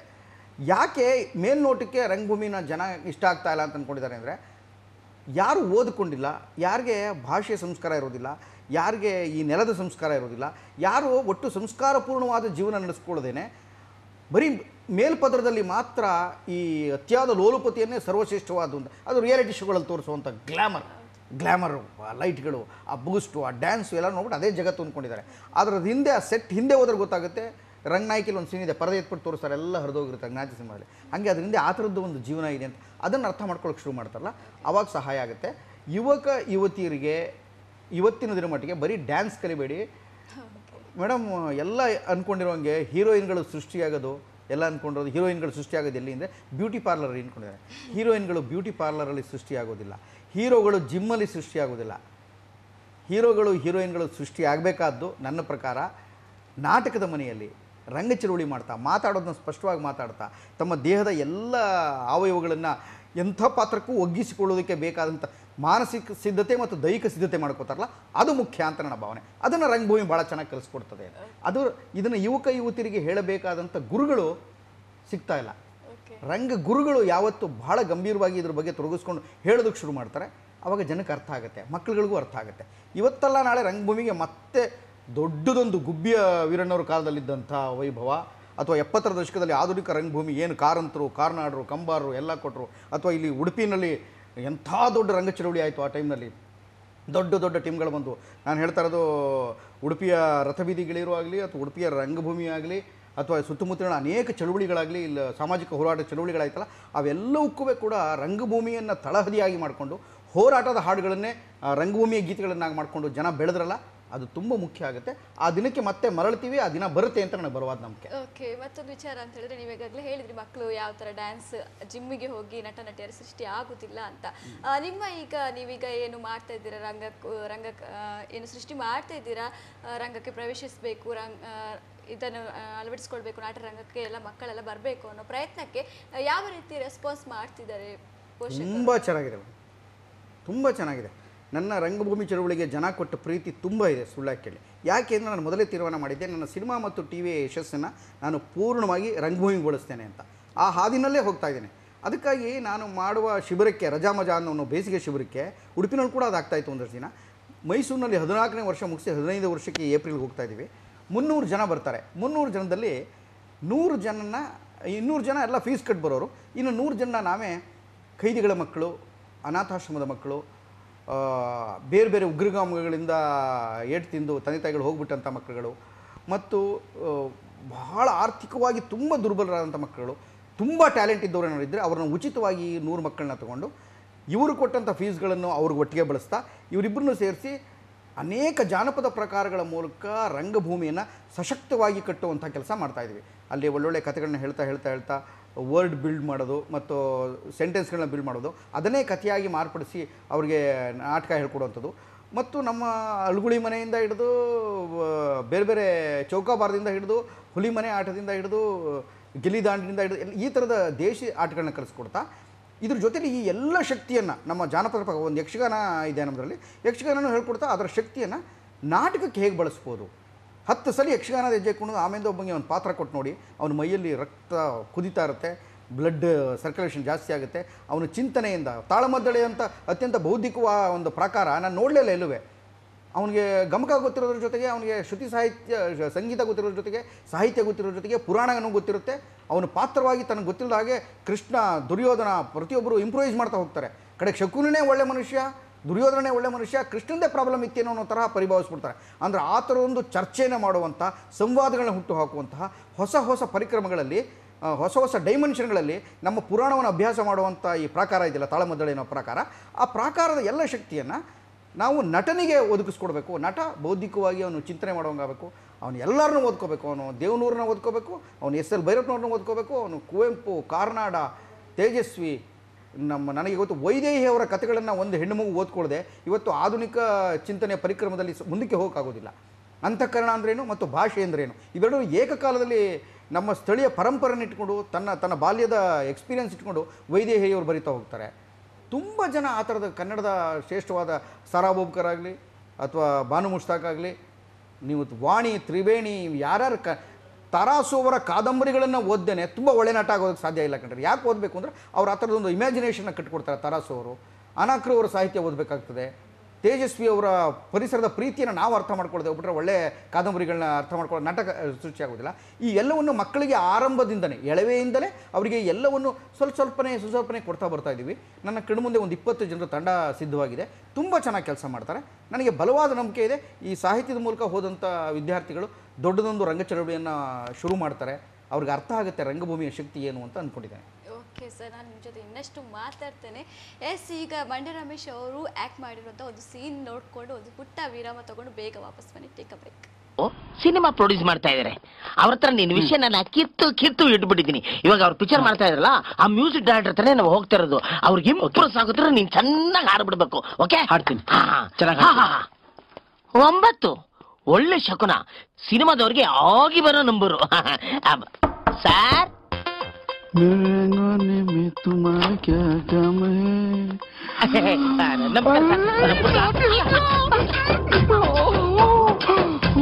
ಫಾರಂ ಕೊಡಿ.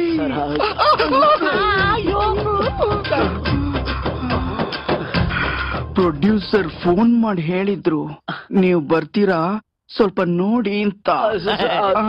ಸುಬ್ರಹ್ಮಣ್ಯ ಅಂತ ತುಂಬಾ ಒಳ್ಳೆ. ಗೊತ್ತಾ?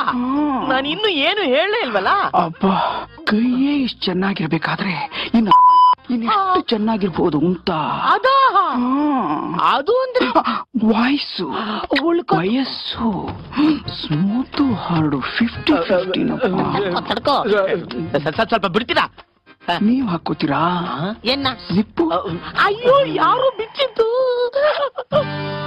ಪ್ರೇಮದ ಕಾದಂಬರಿ ಬರೆದೆನು ಕಣ್ಣೀರಲಿ, ಕಥೆಯು ಮುಗಿದೆ ಹೋದರು. ಯಾವ್ದಾದ್ರು ರೊಮ್ಯಾಂಟಿಕ್ ಆಗಿರೋ ಸಾಂಗ್ ಹಾಡಪ್ಪ. ಹಾಡ್ತೀನಿ ಸರ್, ಹಾಡ್ತೀನಿ.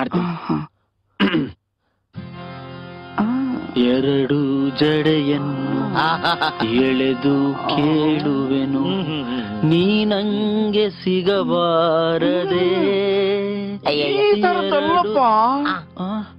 ಇನ್ನು ಇಂಟೆನ್ಸಿವ್ ಆಗಿ ರೊಮ್ಯಾಂಟಿಕ್ ಆಗಿರ್ಬೇಕು. ನೋಡ್ದೆ ಎಮ್ಮೋ ನೋಡ್ಬಾರ್ದನ್ನ ನಾ ನೋಡ್ದೆ. ಈ ತರ ಹಾಡು. ಎಮ್ಮೋ ನೋಡ್ದೆ ನೋಡ್ಬಾರ್ದನ್ನ ನಾ ನೋಡ್ದೆ. ತುಂಬಾ ಚೆನ್ನಾಗಿ ಹಾಡ್ತೀಯ. ಆದ್ರೆ ಸಾಧನೆ ಮಾಡೋಕ್ ಇಷ್ಟೇ ಸಾಕಾಗೋಲ್ಲ, ತ್ಯಾಗ ಮಾಡ್ಬೇಕು. ನಿನ್ನ ನೀನು ಅರ್ಪಿಸ್ಕೋಬೇಕು. ಹಗಲು ರಾತ್ರಿ ಹಿಂದೆನೆ ನನ್ ಜೊತೆನೆ ಇದ್ಬಿಟ್ಟು ನಾನು ಹೇಳಿದ್ದನ್ನೆಲ್ಲ ಶ್ರದ್ಧೆಯಿಂದ ಪಾಲಿಸ್ಬೇಕು. ಹೊಸ ರೀತಿಯಲ್ಲಿ ಪ್ರಯತ್ನಿಸ್ತಿರ್ಬೇಕು. ನೀವ್ ಏನ್ ಹೇಳ್ತಾ ಇದ್ರೋ ನಮ್ಗೆ ಅರ್ಥ ಆಗ್ತಾ ಇಲ್ಲ ಮಾಸ್ಟ್ರೆ. ನಾನು ಹೇಳಿದ ಅರ್ಥ ಆಗ್ಲಿಲ್ಲಲ್ಲ. ನೀನು ನನ್ ಜೊತೆ ಡಗ್ಗ ಬಾರಿಸ್ಕೊಂಡಿದ್ಬಿಡು, ಆಮೇಲೆ ನೋಡಿ ನೀವಾಗಿರಲ್ಲ. ಕಜರಾರೆ ಕಜರಾರೆ ತೆರೆ ಕಾರೆ ಕಾರೆ ನೈನಾ, ಕಜರಾರೆ ಕಜರಾರೆ ತೆರೆ ಕಾರೆ ಕಾರೆ ನೈನಾ, ಕಜರಾರೆ ಕಜರಾರೆ ತೆರೆ ಕಾರೆ ಕಾರೆ ನೈನಾ. ಸುಬ್ರಹ್ಮಣ್ಯ, ಯಾಕೋ 9ನೇ ನಂಬರ್ ಸೂಟ್ ಆಗ್ತಾ ಇಲ್ಲ ಕಣ.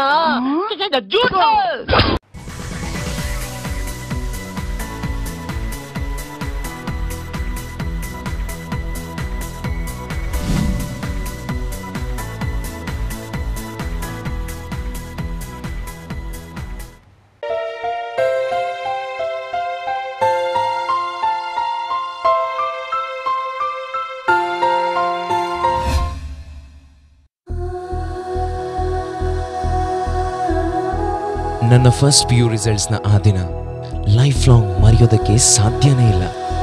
ಫೇಲ್ ಅಂತ ತಿಳಿದಾಗ ನನಗಾದ ಅವಮಾನ, ಬೇಸರ ಅಷ್ಟಿಷ್ಟಲ್ಲ. ಜೀವನಕ್ಕೆ ಅಂತ ನಾನು ಕಟ್ಕೊಂಡ ಎಲ್ಲ ಕನಸುಗಳು ಆವತ್ತೇ ನುಚ್ಚುನೂರಾಗಿತ್ತು. ಮುಂದೆ ಯಾವುದೇ ದಾರಿ ನನಗಿಲ್ಲ ಅಂದ್ಕೊಂಡೆ. ಆದರೆ ಮುಂದಿನ ಜೀವನಕ್ಕೆ ಹೊಸ ಕನಸುಗಳನ್ನ ಕಟ್ಟಿಕೊಟ್ಟಿದ್ದು ಸ್ನೇಹ ಟ್ಯುಟೋರಿಯಲ್ ಕಾಲೇಜ್. ಅದೇನೋ ಅಂತಾರಲ್ಲ, ಸೋಲು ಕೊನೆಯಲ್ಲ, ಗೆಲುವು ಮರೀಚಿಕೆ ಅಲ್ಲ ಅಂತ. ಲೈಫಲ್ಲಿ ಯಾರು ಏನ್ ಬೇಕಿದ್ರೂ ಸಾಧನೆ ಮಾಡಬಹುದು ಅನ್ನೋದಕ್ಕೆ ನಾನೇ ನೋಡಿ ಉದಾಹರಣೆ. ನೀವು ಫಸ್ಟ್ PUC ಫೇಲ್ ಆಗಿದ್ದಿದ್ರೆ ಡೈರೆಕ್ಟ್ ಆಗಿ ಸೆಕೆಂಡ್ PU ಎಕ್ಸಾಮ್ ಬರೆಯೋ ಅಪಾರ್ಚುನಿಟಿ. 7, 8, 9ನೇ ಕ್ಲಾಸ್ ಫೇಲ್ ಆದವರಿಗೆ ನೇರವಾಗಿ SSLC ಎಕ್ಸಾಮ್ ಬರೆಯುವ ಅವಕಾಶ. BA, ಬಿಕಾಂ, ಎಂಎ, ಎಂಕಾಂ ಕ್ಲಾಸಸ್ಗೆ ಪ್ರೈವೇಟ್ ಎಂಟ್ರಿ ಕೂಡ ಪಡಿಬಹುದು. Sneha tutorial college, Shriram building, Kalsanka, Udupi. Introducing DogSpot premium pet products, handpicked by experts specially for your pets. Buy now. Dog foods, collars, dog chains, dog beds, dog cages, toys, brushes, nail cutters, dog chew items, soaps, shampoo, cat food, cat collar, cat dolls, cat beds, cat and dog t-shirt. Hurry! Visit us. Pet Choice, Park Residency, ground floor, opposite Ajakad Park, Udupi.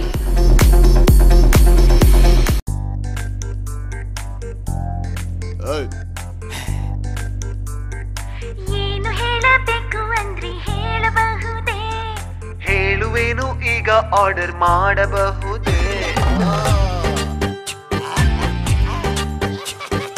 I love you ಓ ಧನ್ಯ, ಒಪ್ಪಿಕೊಳ್ಳ ನೀನು ನನ್ನ. Will you marry me? Idiot!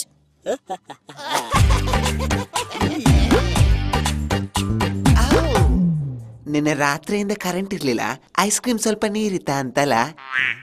ಇಂಪ್ರಾ cooling ರವರ deep freezer ಇದ್ರೆ ಇಂತಹ ಪರಿಸ್ಥಿತಿನೇ ಬರ್ತಿರ್ಲಿಲ್ಲ. ಇದು ಉಳಿಸುತ್ತೆ power cut ಇದ್ದಾಗ್ಲೂ 24 ಗಂಟೆವರೆಗೂ ತಾಜಾತನವನ್ನ. Impra cooling deep freezers, bottle coolers and air conditioners, Udupi, Mangaluru ಹಾಗೂ ಕುಂದಾಪುರ.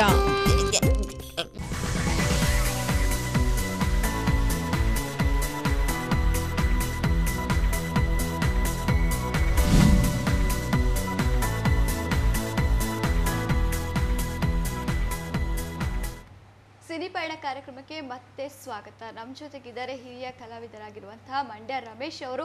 ಅವರ ಸಿನಿಚರ್ನಿಯ ಇನ್ನಷ್ಟು ಮಾಹಿತಿಗಳನ್ನು ಪಡೆಯೋಣ. ಮತ್ತೊಂದು ವಿಚಾರ, ಇಷ್ಟು ಹೊತ್ತು ನೀವು ಹೇಳಿದ್ರಿ ಯಾವ ರೀತಿ ರಂಗಭೂಮಿಯಲ್ಲಿ ಯಾವ ರೀತಿ ಪಳಗಿದ್ರಿ ಅನ್ನುವ ವಿಚಾರಗಳನ್ನು ಹೇಳಿದ್ರಿ. ಇನ್ನು ಸಿನಿಮಾಕ್ಕೆ ಬಂದರೆ ನೀವು ಹೆಚ್ಚಾಗಿ ಹಾಸ್ಯ ಪ್ರಧಾನ ಪಾತ್ರಗಳನ್ನೇ ಮಾಡಿರುವಂಥದ್ದು. ಎಲ್ಲರಿಗೂ ಕೂಡ ಗೊತ್ತಿರುವಂಥ ವಿಚಾರ ಅಂತ ಹೇಳಿದರೆ ಎಲ್ಲರನ್ನು ನಗಿಸುವುದು ಬಹಳ ಕಷ್ಟದ ಕೆಲಸ. ಅಂತಹ ಕೆಲಸವನ್ನು ನೀವು ಮಾಡ್ತಾ ಇರೋದು. ಇಲ್ಲ, ನನ್ನ ಒಟ್ಟು ಸಿನಿಪಯಣ ಆರಂಭವಾಗಿದ್ದೇ ರಂಗಪಯಣದಿಂದ ಆಗಿದ್ದರಿಂದ ಆಮೇಲೆ ಬಹುತೇಕ ನಟರದ್ದು, ಅದು ರಾಜ್ಕುಮಾರ್ ಆಗಲಿ, ಕಲ್ಯಾಣ್ ಕುಮಾರ್ ಆಗಲಿ, ನಾಸರುದ್ದೀನ್ ಶಾ ಆಗಲಿ, ನಾನಾ ಪಟೇಕರ್ ಆಗಲಿ, ಎಂಥ ದೊಡ್ಡ ನಟರುಗಳು ನನ್ನ ಜೀವನದಲ್ಲಿ ನಾವು ನೋಡಿದ್ವಿ. ಅವರೆಲ್ಲರ ಪಯಣವೂ ಆರಂಭವಾಗಿದ್ದು ರಂಗಭೂಮಿ ಪಯಣ. ಅದಕ್ಕಾಗಿ ಅಷ್ಟೊಂದು ವಿವರಗಳನ್ನ ನಾನು ಕೊಟ್ಟಿದ್ದು. ಮುಖ್ಯವಾಗಿ ನನ್ನ ಪಾತ್ರದ ಆಯ್ಕೆ ಇದೆಯಲ್ಲ, ನಾನೊಬ್ಬ ಹಾಸ್ಯ ನಟ ಆಗಬೇಕು ಅಂತ, ಅದು ನನ್ನದಲ್ಲ, ಆಯ್ಕೆ ನನ್ನದಲ್ಲ. ಅದು ಒಬ್ಬ ನಿರ್ದೇಶಕ ನನಗೊಂದು ಸಿನಿಮಾದಲ್ಲಿ ಜನ್ಮ ಜೋಡಿಲಿ ಒಂದು ಹಾಸ್ಯ ಪಾತ್ರ ಕೊಟ್ಟರು. ಆಮೇಲೆ ಅದು ತನಗೆ ತಾನೇ ಹಾಸ್ಯ ನಟನಾಗಿ ರಂಗಭೂಮಿನೂ ಅಷ್ಟೇ. ನಾನು ನೀನಾಸಂ ತಿರುಗಾಟದಲ್ಲಿದ್ದಾಗ ಯಾರೂ ನಗದ ಜಾಗಗಳಲ್ಲಿ ಕೂಡ ನಾನು ರಂಗದ ಮೇಲೆ ಹೋದಾಗ ಜನ ನಗೋಕ್ಕೆ ಶುರು ಮಾಡೋರು. ಯಾಕೆ ಅಂತ ಗೊತ್ತಿಲ್ಲ. ಆಮೇಲೆ ನಾನೇ ಅಂದ್ಕೊಂಡೆ, ಬಹುಶಃ ನನ್ನ ಮುಖದಲ್ಲಿ ಏನಾದ್ರು ದೇವರು ಜೋಕರ್ ಕಳೆ ಬರೆದುಬಿಟ್ಕೋಬೋದು, ಇವನೊಬ್ಬ ಪೆದ್ದ, ಇವನೊಬ್ಬ ಹ್ಯಾಪ ಅಂದ್ಕೊಂಡು. ಹಾಗಾಗಿ ಜನ ಸಂತೋಷ ಪಡ್ತಾ ಇರ್ಬೋದು. ನನ್ನಿಂದಾಗಿ 4 ಜನಕ್ಕೆ ಸಂತೋಷ ಸಿಕ್ಕಲಿ ಬಿಡಿ ಅಂತ ಅಂದ್ಕೊಂಡೆ.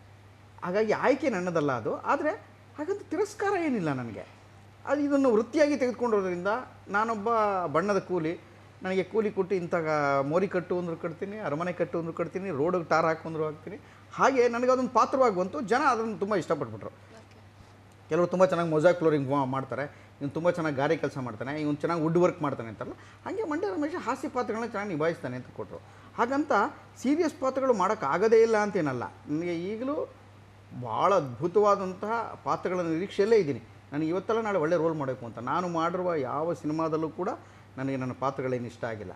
ಹಾಗೆ ನೋಡಿದರೆ ತುಂಬ ದಿವಸದ ಮೇಲೆ ಒಂದು ಚಿತ್ರದಲ್ಲಿ ಮೊದಲ ಬಾರಿಗೆ ಅಭಿನಯಿಸಿದ್ದೇನೆ ಅಂತ ಏನಾರು ಹೇಳಿದ್ರೆ, ಮೊನ್ನೆ ಉಪ್ಪಿನ ಕಾಗದ ಅಂತ ಇಲ್ಲೇ ಕಾರ್ಕಳದಲ್ಲಿ ಶೂಟಿಂಗ್ ಆಯಿತು. ಉಪ್ಪಿನ ಕಾಗದದಲ್ಲಿ ಅಂತಾರಾಷ್ಟ್ರೀಯ ಜ್ಯೂರಿ ಅವಾರ್ಡ್ ಬಂತು, ಬೆಸ್ಟ್ ಪಿಕ್ಚರ್ ಅಂತ. ತುಂಬ ದೊಡ್ಡ ಹೆಸರಾಯಿತು. ಆ ಪಿಕ್ಚರಲ್ಲಿ ನಾಗಾಭರಣ ಅವರೊಟ್ಟಿಗೆ ಅಭಿನಯಿಸಿದೆ, ನಮ್ಮ ಗುರುಗಳೊಟ್ಟಿಗೆ. ಆ ಪಿಕ್ಚರಲ್ಲಿ ಅಭಿನಯಿಸಿರೋ ಪಾತ್ರ ಮೇಲ್ನೋಟಕ್ಕೆ ತಮಾಷೆಯಾಗಿ ಹಿಂಗೆ ಶುರುವಾಗುತ್ತೆ, ಆದರೆ ಒಳಗೆ ಬೇರೆ ಆಗ್ತಾ ಹೋಗುತ್ತೆ. ಅದ್ರಲ್ಲಿ ಅಭಿನಯಿಸಿದ್ದೀನಿ ಅಂತ ನನಗೂ ಡೌಟು. ಇನ್ನು ನಾನೇ ಅಭಿನಯಿಸಿರ್ಬೋದಾ, ನಾನು ಬೇರೆ ಥರ ಮಾಡಿದ್ದೀನಿ ಅಂತ ನನಗೆ ಸ್ವಲ್ಪ ಡೌಟ್ ಆಗಿದೆ ಹೊರತು, ಈಗಲೂ ನಾನು ಚೆನ್ನಾಗಿ ಮಾಡಿದ್ದೀನಿ ಅಂತ ಎದೆ ತಟ್ಟಿ ಧೈರ್ಯವಾಗಿ ಹೇಳ್ಕೊಳ್ಬಲ್ಲಂಥ ಪಾತ್ರಗಳು ನನಗೆ ಸಿಕ್ಕೇ ಇಲ್ಲ. ಯಾಕೆಂದರೆ ಇನ್ನೂ ನಿರ್ಮಾಪಕರಿಗೋ, ಆ ನಿರ್ದೇಶಕರಿಗೋ, ಪ್ರೊಡಕ್ಷನ್ ಮ್ಯಾನೇಜರ್ಗೋ ಅಥವಾ ಕಥೆ ಬರೆಯೋರಿಗೋ ನಾನಿನ್ನೂ ನಟ ಅಲ್ಲ ಅಂತ ಅನಿಸಿರ್ಬೋದು. ಅವರು ಇನ್ನೂ ಆ್ಯಕ್ಟ್ ಮಾಡೋದು ಕಷ್ಟ, ಅವ್ರಿಗೆ ಆ ಥರದ್ದು ಆಗಲ್ಲ ಕಣ್ರಿ ಅಂತ. ಆದರೆ ಕೊಟ್ಟು ಹಠ ಹಿಡಿದು ಮಾಡಿಸಿದ್ರೆ ಪಾತ್ರಗಳನ್ನ ಮಾಡಬಲ್ಲೆ ಅಂತ ನನಗೊಂದು ಆತ್ಮವಿಶ್ವಾಸ ಇದೆ. ಒಂದು ಹಾಸ್ಯ ಪಾತ್ರದ ಬಗ್ಗೆ ಯಾಕೆ ಹೇಳ್ತೀನಿ ಅಂತಂದರೆ, ನನಗೆ ಚಾಪ್ಲಿನ್ ತುಂಬ ಇಷ್ಟ ನನಗೆ. ಯಾಕೆಂದರೆ ಅವತ್ತ ಕೊಡುವ ಬ್ಲ್ಯಾಕ್ ಕಾಮಿಡಿ ಅಂತ ಏನು ಕರಿತೀವಲ್ಲ, ಅಂದರೆ ಜಗತ್ತಿನ ನೋವುಗಳನ್ನು, ಸಂಕಷ್ಟಗಳನ್ನ, ತಾಪತ್ರೆಗಳನ್ನ ಎಲ್ಲವನ್ನೂ ನಗುವಿನ ಮೂಲಕ ಹೇಳ್ತಾ ಹೋಗೋದು. ಅದು ನೀವು ಮಾಡರ್ನ್ ಟೈಮ್ಸಲ್ಲಿ ಒಂದು ಅವನು ಕೊಚ್ಚಲ್ಲಿ ಬಿದ್ದಿದ್ದು ಇದನ್ನು ತೊಗೊಂಡು ಸೇಬು ಅಂತ ತೊಗೊಂಡು ಕಚ ಅಂತ ಯಾರೋ ಹೋಗಿ ತಿಂತಾನೆ, ನೋಡ್ರೆಲ್ಲ ಬಿದ್ದು ಬಿದ್ದು ನುಗ್ತಾ ಅಯ್ಯೋ ಕೊಚ್ಚಲ್ಲಿ ಬಿದ್ದು ಸೇಬು ಹಣ್ಣು ತಿನ್ಬಿಟ್ಟ ಅಂತ. ಆದರೆ ಕೊಚ್ಚಿಯಲ್ಲಿ ಬಿದ್ದ ಸೇಬು ಹಣ್ಣನ್ನು ತಿನ್ನುವಂತಹ ಪರಿಸ್ಥಿತಿ 2ನೇ ಮಹಾಯುದ್ಧದ ಕಾಲದಲ್ಲಿ ಆಗ್ತಿತ್ತು ಅನ್ನೋ ಸಾರಾಂಶ ಇದೆಯಲ್ಲ, ಅದನ್ನು ಚಾಪ್ಲಿನ್ ಅಂತ ಒಂದು ಸೂಕ್ಷ್ಮವಾಗಿ ಗ್ರಹಿಸ್ತಾನೆ. ನಮ್ಮಲ್ಲಿ ಅನೇಕ ಜನ ನಾಕಸ್ತೂರಿ ಆಗಲಿ ಅಥವಾ ಬೀಚಿಯವರಾಗಲಿ ಅಥವಾ ಟಿ ಪಿ ಕೈಲಾಸಮ್ಮ ಅವರಾಗಲಿ ಅವರ ನಾಟಕಗಳಲ್ಲಿ, ಅವರ ಪದಪುಂಜಗಳಲ್ಲಿ, ಅವರ ಸಾಹಿತ್ಯದಲ್ಲಿ, ಅವರು ನಾಟಕಕ್ಕೆ ಬಳಸ್ಕೊತಿದ್ದಂಥ ವಸ್ತು ವೈವಿಧ್ಯಮಯ ವಿಷಯಗಳಾಗಲಿ ಎಲ್ಲದರಲ್ಲೂ ಆ ಥರದ್ದೊಂದು ಕೆಲಸ ಮಾಡಿದರು ಅಂತ.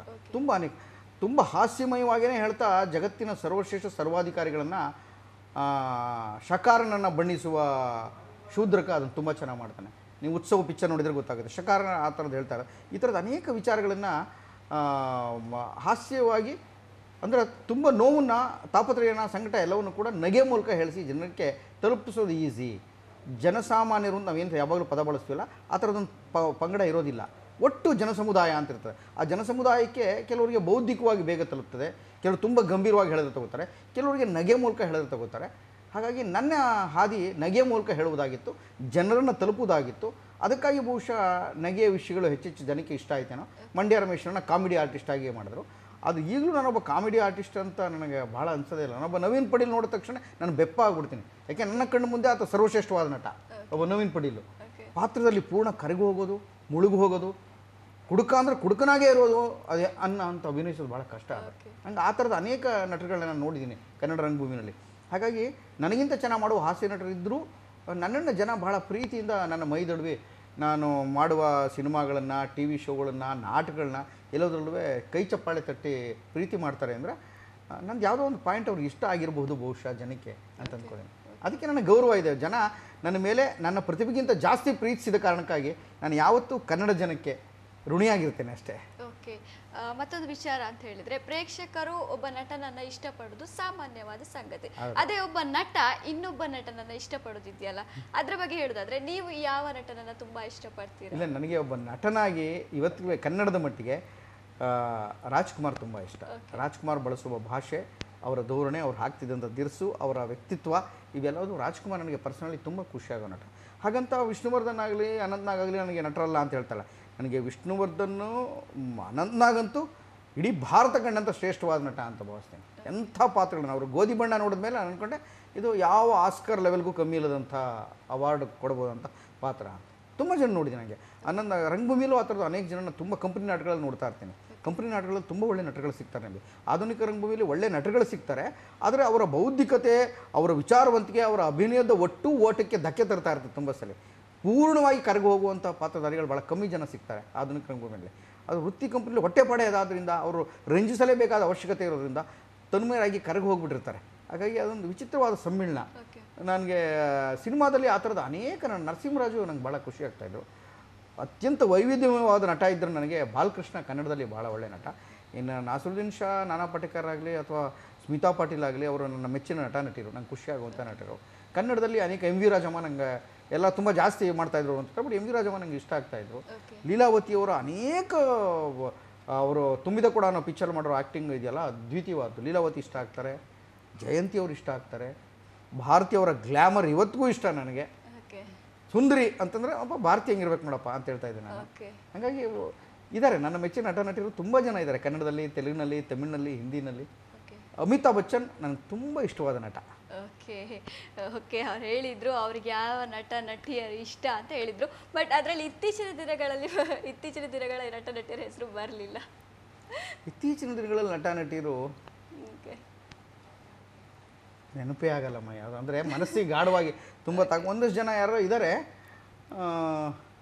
ಯಾವುದೋ ಒಂದೊಂದು ಪಿಕ್ಚರಲ್ಲಿ ಇಷ್ಟ ಆಗ್ತಾರೆ. ಈಗ ದರ್ಶನ್ ನನ್ನ ಪ್ರೀತಿಯ ರಾಮು ಅನ್ನೋ ಹುಡುಗ ಒಂದು ಕುಡ್ಕೊಂಡು ಒಂದು ಇದು ಕುರುಡನ ರೋಲ್ ಮಾಡಿದ್ದಾನೆ, ಚೆನ್ನಾಗಿ ಮಾಡಿದ್ದಾನೆ, ಕಷ್ಟಪಟ್ಟು ಮಾಡಿದ್ದಾನೆ. ಅದ ಸುದೀಪ್ ಅವರು ಮಾತಾಡು ಮಲ್ಲಿಗೆ ಅನ್ನೋ ಪಿಕ್ಚರಲ್ಲಾಗಲಿ ಅಥವಾ ಅನೇಕ ಪಿಕ್ಚರ್ಗಳಲ್ಲಾಗಲಿ ಅವ್ರು ಬಳಸೋ ಧ್ವನಿ ಮತ್ತು ಮಾಡಲೇಷನ್, ಪಿಚ್ ವೇರಿಯೇಷನ್ ಇವೆಲ್ಲದು ಸುದೀಪ್ದು ಚೆನ್ನಾಗಿದೆ ಅಂತ ಅನಿಸುತ್ತೆ. ಈಚಿನ ಇದರಲ್ಲಿ ಯಶ್ಗೆ ಶಕ್ತಿ ಇದೆ, ಪವರ್ಫುಲ್ ನಟ.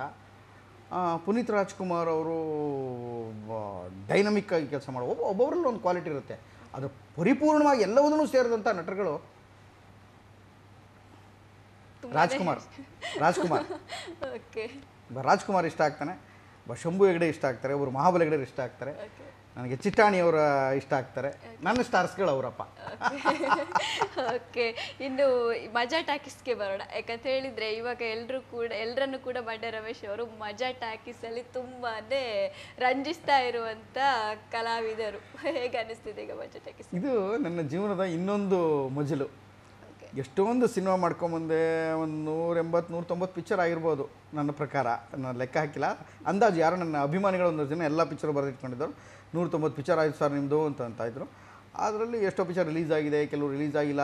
100ರಲ್ಲಿ ಒಂದು 90 ಪಿಕ್ಚರ್ಗೆ ದುಡ್ಡೇ ಸರಿಯಾಗಿ ಕೊಟ್ಟಿಲ್ಲ, ಹಿಂಗೆಲ್ಲ ಇರ್ಬೋದು.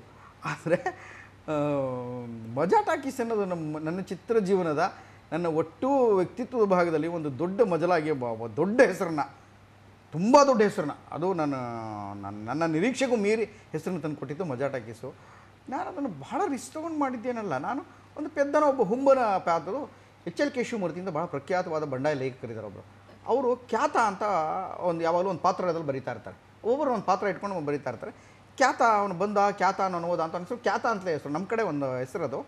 ಮಂಡ್ಯ ಜಿಲ್ಲೆಯ ಒಬ್ಬ ಹುಂಬನನ್ನು ಕುರಿತಾಗ ನಾನು ಓದ್ದಾಗಲೆಲ್ಲ ಎಷ್ಟು ಚೆನ್ನಾಗಿದೆ ಈ ಪಾತ್ರ, ಎಷ್ಟು ಚೆನ್ನಾಗಿದೆ ಪಾತ್ರ ನನಗೆ ಆ ಪಾತ್ರವನ್ನೇ ಮಾಡುವಂಥ ಪ್ರಯತ್ನ ಮಾಡಿದೆ. ಆದರೆ ಇವನು ಖ್ಯಾತ ಸ್ವಲ್ಪ ಬುದ್ಧಿವಂತ, ಇವನು ಬುದ್ಧಿವಂತನೂ ಅಲ್ಲ. ಇಂಗ್ಲೀಷ್ ಕೆಡ್ದಾಗ ಮಾತಾಡ್ತಾನೆ ಮುದ್ದೇಶ.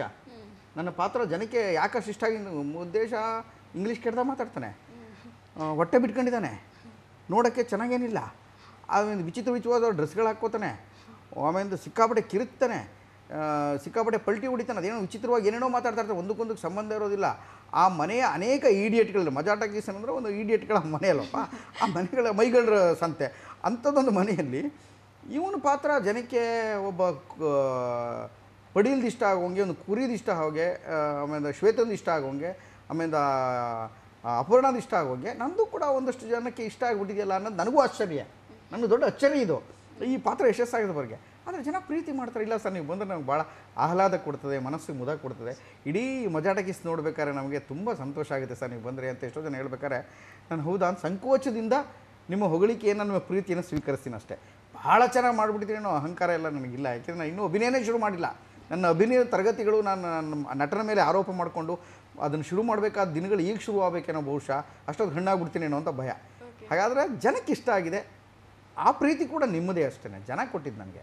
ಓಕೆ, ಅದರ ಆಯ್ಕೆ ಪ್ರಕ್ರಿಯೆಗಳು ಈಗ ಸೃಜನ್ ಅವರಾಗಿರ್ಬೋದು, ಜೊತೆಗೆ ಕುರಿ ಆಗಿರ್ಬೋದು, ಅವ್ರಿಗಿಂತ ನೀವು ಹಿರಿಯರು. ಆ್ಯಕ್ಚುಲಿ ಅವ್ರ ಜೊತೆ ಆ್ಯಕ್ಟ್ ಮಾಡ್ಬೇಕಾದ್ರೆ ಯಾವ ರೀತಿ ಫೀಲ್ ಆಗ್ತಿತ್ತು ನಿಮಗೆ? ಹಿರಿಯರು ಅಂತ ನನಗೆ ಡೌಟ್ ಶುರು ಆಗ್ಬಿಟ್ಟಿಲ್ಲ, ವಯಸ್ಸಾಗಿದೆ ಅಂತ ಹೇಳ್ಬಿಡ್ತಾರೆ ಅಂತ ಭಯ ನನಗೆ. ಇಲ್ಲ, ವಯಸ್ಸು ನಾನು ನಮ್ಮ ವ್ಯವಹಾರದಲ್ಲಿ ಒಂದು ವ್ಯವಹಾರ ನಡೆಸ್ಕೊಂಡು ಹೋಗಿ ಒಬ್ಬ ಹಿರಿಯ ಇರ್ತಾನೆ. ಸೃಜನ್ ವ್ಯವಹಾರದಲ್ಲಿ ಪಕ್ಕ, ಅವನಿಗೆ ವ್ಯವಹಾರ ಬಿಸ್ನೆಸ್ ಮಾಡೋದು ಗೊತ್ತು, ನಮ್ಮನ್ನು ಚೆನ್ನಾಗಿ ನೋಡ್ಕೊಳ್ಳೋದು ಗೊತ್ತು, ನಮ್ಗೆ ಒಳ್ಳೆ ಕ್ಯಾರವನ್ ಕೊಡೋದ್ರ ಮೂಲಕ, ನಮ್ಗೆ ಒಳ್ಳೆ ಊಟ ಕೊಡೋದ್ರ ಮೂಲಕ, ಒಳ್ಳೆ ಸಂಬಳ ಕೊಡೋದ್ರ ಮೂಲಕ ಅವನು ಅದು ಇವಿಷ್ಟನ್ನು ನಿಭಾಯಿಸ್ಕೊಂಡು ಸ್ಟೇಜ್ ಮೇಲೆ ಆ್ಯಕ್ಟ್ ಮಾಡ್ತಾ ಇರ್ತಾನೆ. ಎಷ್ಟೊಂದು ಜನ ಗೆಸ್ಟ್ಗಳು ಬರ್ತಾ ಇರ್ತಾರೆ. ಒಂದು ದಿವಸ ಯಶ್ ಬರ್ತಾರೆ, ಒಂದು ದಿವಸ ಇನ್ನೊಬ್ಬ ಬರ್ತಾನೆ, ಮತ್ತೊಬ್ಬ ಬರ್ತಾರೆ. ಯಾರೋ ದೊಡ್ಡ ದೊಡ್ಡ ಜನ ಎಲ್ಲ ಬಂದಾಗ, ಇಂಥ ಜನಗಳೆಲ್ಲ ಬರುವಾಗ ಅವ್ರನ್ನ ನಿಭಾಯಿಸ್ಕೊತಾ ಇರಬೇಕು. ಕಾಮಿಡಿ ಸ್ಕ್ರಿಪ್ಟ್ ಜನಕ್ಕೆ ಪಂಚ್ ಆಗ್ತಾ ಇದೆಯಾ, ಅಕ್ಕಪಕ್ಕ ಚಾನಲಲ್ಲಿ ನಮ್ಮ ರೇಟಿಂಗ್ಗೆ ಯಾವ ಥರ ರೇಟಿಂಗ್ಗಳು ನಮ್ದು ಓಡ್ತಾ ಇದೆ ಎಲ್ಲ ತಿಳ್ಕೊಂಡು ಮಾಡೋದಿದೆಯಲ್ಲ, ಕಷ್ಟದ ಕೆಲಸ. ಸೃಜನ್ ಆ ಕೆಲಸವನ್ನು ಚೆನ್ನಾಗಿ ನಿಭಾಯಿಸ್ತಾನೆ. ಅದಕ್ಕೆ ಕಾರಣ ಅವನಿಗೆ ಸಿಕ್ಕಿರೋ ಸಂಸ್ಕಾರ. ಲೋಕೇಶ್ ಪ್ರೊಡಕ್ಷನ್ ಅಂತ ಅವನೇನು ಮಾಡ್ಕೊಂಡಿದ್ದಾನೆ, ಅವ್ರ ತಾಯಿ ಬಹಳ, ಅವನ ಹೆಂಡತಿ, ಅವನ ಅಕ್ಕ, ಮನೆಯವರೆಲ್ಲ ಸೇರ್ಕೊಂಡು ಅವ್ನ ಮನೇಲೇ ಈ ಥರದ್ದೆಲ್ಲ. ಅದು ಎಲ್ಲರೂ ಕೇಳ್ತಾರೆ, ಸರ್ ಇದು ಸ್ಕ್ರಿಪ್ಟೆಡ್ಡಾ ನೀವು ಮಾಡೋದಷ್ಟುವೇ ಅಂತ. ಇಲ್ಲ, ಸ್ಕ್ರಿಪ್ಟ್ ಇರುತ್ತೆ, ಆದರೆ ಸ್ಕ್ರಿಪ್ಟನ್ನ ಇಂಪ್ರೂವೈಸ್ ಮಾಡ್ತಾ ಹೋಗ್ತೀವಿ. 100% ಸ್ಕ್ರಿಪ್ಟ್ ಮಾಡೋಕ್ಕಾಗಲ್ಲ. ಯಾಕೆಂದರೆ ಅಲ್ಲಿಗೆ ಬರುವ ಅತಿಥಿಗಳು ದಿಢೀರಂತ ಏನು ಮಾತಾಡ್ತಾರೆ ಅಂತ ನಮ್ಗೆ ಗೊತ್ತಿಲ್ಲ. ಯಾರೋ ಕಿರಿಕ್ ಪಾರ್ಟಿ ತಂಡ ಬಂದಾಗ, ಯಾರೋ ರಂಗಿತರನಾಗ ತಂಡ ಬಂದಾಗ ಅವ್ರು ರಪ್ಪಂತ ಮಾತಾಡ್ಬಿಟ್ರೆ ಅದಕ್ಕೆ ಆನ್ಸರ್ ನಮಗೆ ಒಳಗಿಂದ ಸ್ಪಾಂಟೇನಿಯಸ್ ಆಗಿ ನಾವು ಹೇಳಬೇಕಾಗುತ್ತೆ. ಎಕ್ಸ್ಪ್ರೆಷನ್ ಆಗಲಿ, ಆ್ಯಕ್ಟಿಂಗ್ ಆಗಲಿ, ಜನ ಪಂಚ ನಿರೀಕ್ಷೆ ಮಾಡ್ತಾರೆ. ಜನ ಮಜಾ ಟಾಕೀಸಿಂದ ಅನುಭವಿಸಿದ ಮಜಾ ಕೊಡೋದಕ್ಕೆ ಹಿಂದೆ ತುಂಬ ಸಿದ್ಧತೆಗಳಾಗಿರ್ತವೆ. ಅವ್ಯಾವು ಅನಿರೀಕ್ಷಿತವಾದ ಗೆಲುವಲ್ಲ, ಪ್ಲ್ಯಾನ್ ಮಾಡಿ ಕಷ್ಟಪಟ್ಟು ಚೆನ್ನಾಗಿ ಮಾಡ್ಕೊಂಡಿರೋದು. ಅದಕ್ಕೋಸ್ಕರನೇ ಅದರಲ್ಲಿ ಇದ್ದವರೆಲ್ಲರೂ ಭಾಳ ಶಿಸ್ತುಬದ್ಧ, ವಿಚಿತ್ರವಾದ ಡ್ರೆಸ್ಗಳು ಹಾಕ್ಕೊಂಡು ಜನನ ನಗಿಸೋವಂಥ ಪ್ರಯತ್ನ ಮಾಡ್ತಾ ಇರ್ತಾರೆ. ಅಂದಾಕ್ಷಣ ಇಡೀ ಕರ್ನಾಟಕಕ್ಕೆ ಅದು ಅದ್ಭುತ, ಅದನ್ನೇ ನೋಡ್ತಾ ಇದ್ದಾರೆ ಅಂತ ಭ್ರಮೆ ಕೂಡ ನನಗಿಲ್ಲ. ಅದರಷ್ಟೇ ಸಮಾನಾಂತರವಾದ ಅನೇಕ ಕಾರ್ಯಕ್ರಮಗಳು, ಮಕ್ಕಳದು ಕಾರ್ಯಕ್ರಮಗಳು, ಇನ್ನೊಂದು ಯಾವುದೋ ನಾಟಕ ಚೆನ್ನಾಗಿರ್ಬೋದು, ಜೂನಿಯರ್ ಸ್ಟಾರ್ಸ್ ಬರ್ತಾಯಿತ್ತಲ್ಲ ಅದು, ಇನ್ನೊಂದು ಯಾವುದೋ ಸಂಗೀತದ ಪ್ರೋಗ್ರಾಮ್ ಚೆನ್ನಾಗಿರ್ಬೋದು. ಆದರೂ ಒಂದು ವರ್ಗಕ್ಕೆ ಜನಕ್ಕೆ ಟೆನ್ಷನ್ ಆದಾಗ ನಗಕ್ಕೆ, ರಿಲ್ಯಾಕ್ಸ್ ಆಗೋಕ್ಕೆ ಒಂದಷ್ಟು ಹುಂಬರ ಸಂತೆಯನ್ನು ನೋಡ್ಬೋದು ಅಂತ ಮಜಾ ಟಾಕೀಸ್ ನೋಡ್ಬೋದು. ಆಮೇಲೆ ಡಬಲ್ ಮೀನಿಂಗ್ ಅಂತವೆಲ್ಲ ಭಾಳ ಕಮ್ಮಿ ಇದೆ. ನನಗೆ ಗೊತ್ತಿದ್ದಂಗೆ ಮುಂಚೆ ಆರಂಭದಲ್ಲಿ ಇತ್ತೇನೋ, ಈಗ ಇಲ್ಲವೇ ಇಲ್ಲ. ಅದು ಜನಕ್ಕೆ ಇಷ್ಟ ಆಗಿದೆ. ಮಜಾ ಟಾಕೀಸಿನ ಯಶಸ್ಸಿನ ವಿಶೇಷಗಳೇನು ಅಂದರೆ ಹೊಸ ಹೊಸ ಸಿನಿಮಾಗಳಲ್ಲಿ ಬರುವಂಥ ಹೊಸ ಹೊಸ ಹುಡುಗ ಹುಡುಗಿಯನ್ನ ಪ್ರಮೋಟ್ ಮಾಡ್ತಾ ಇದ್ದಾರೆ. ಪಿಕ್ಚರ್ ಅವ್ರು ನೋಡಿ ಅಂತ ಎನ್ಕರೇಜ್ ಮಾಡ್ತಾ ಇದೆ ಕನ್ನಡ ಪಿಕ್ಚರ್ಗಳನ್ನು. ಈ ಥರದ್ದೊಂದು ಆಮೇಲೆ ಒಳ್ಳೊಳ್ಳೆ ಕಾಮಿಡಿ ಕಾನ್ಸೆಪ್ಟ್ಗಳನ್ನ ಸರಳವಾಗಿ, ತಮಾಷೆಯಾಗಿ, ಕಲರ್ಫುಲ್ಲಾಗಿ, ವರ್ಣರಂಜಿತವಾಗಿ, ಅತ್ಯಂತ ವೈಭವದಿಂದ ತೋರಿಸುವಂಥ ಪಾತ್ರಗಳಾಗಿ ಕಾಣಿಸ್ತಾ ಇದೆ. ಆ ಗ್ಲ್ಯಾಮರ್ ಜನಕ್ಕೆ ಇಷ್ಟ ಆಗಿದೆ. ಅದು ಅವ್ರದ್ದೇ ಗೆಲುವು. ಜನ ದುಡ್ಡು ಕೊಡದೆ ಹೋಗಿದ್ರೆ ಮತ್ತೆ ಯಾರು ನೋಡ್ತಾ ಇದ್ದಾರೆ ಅದನ್ನ?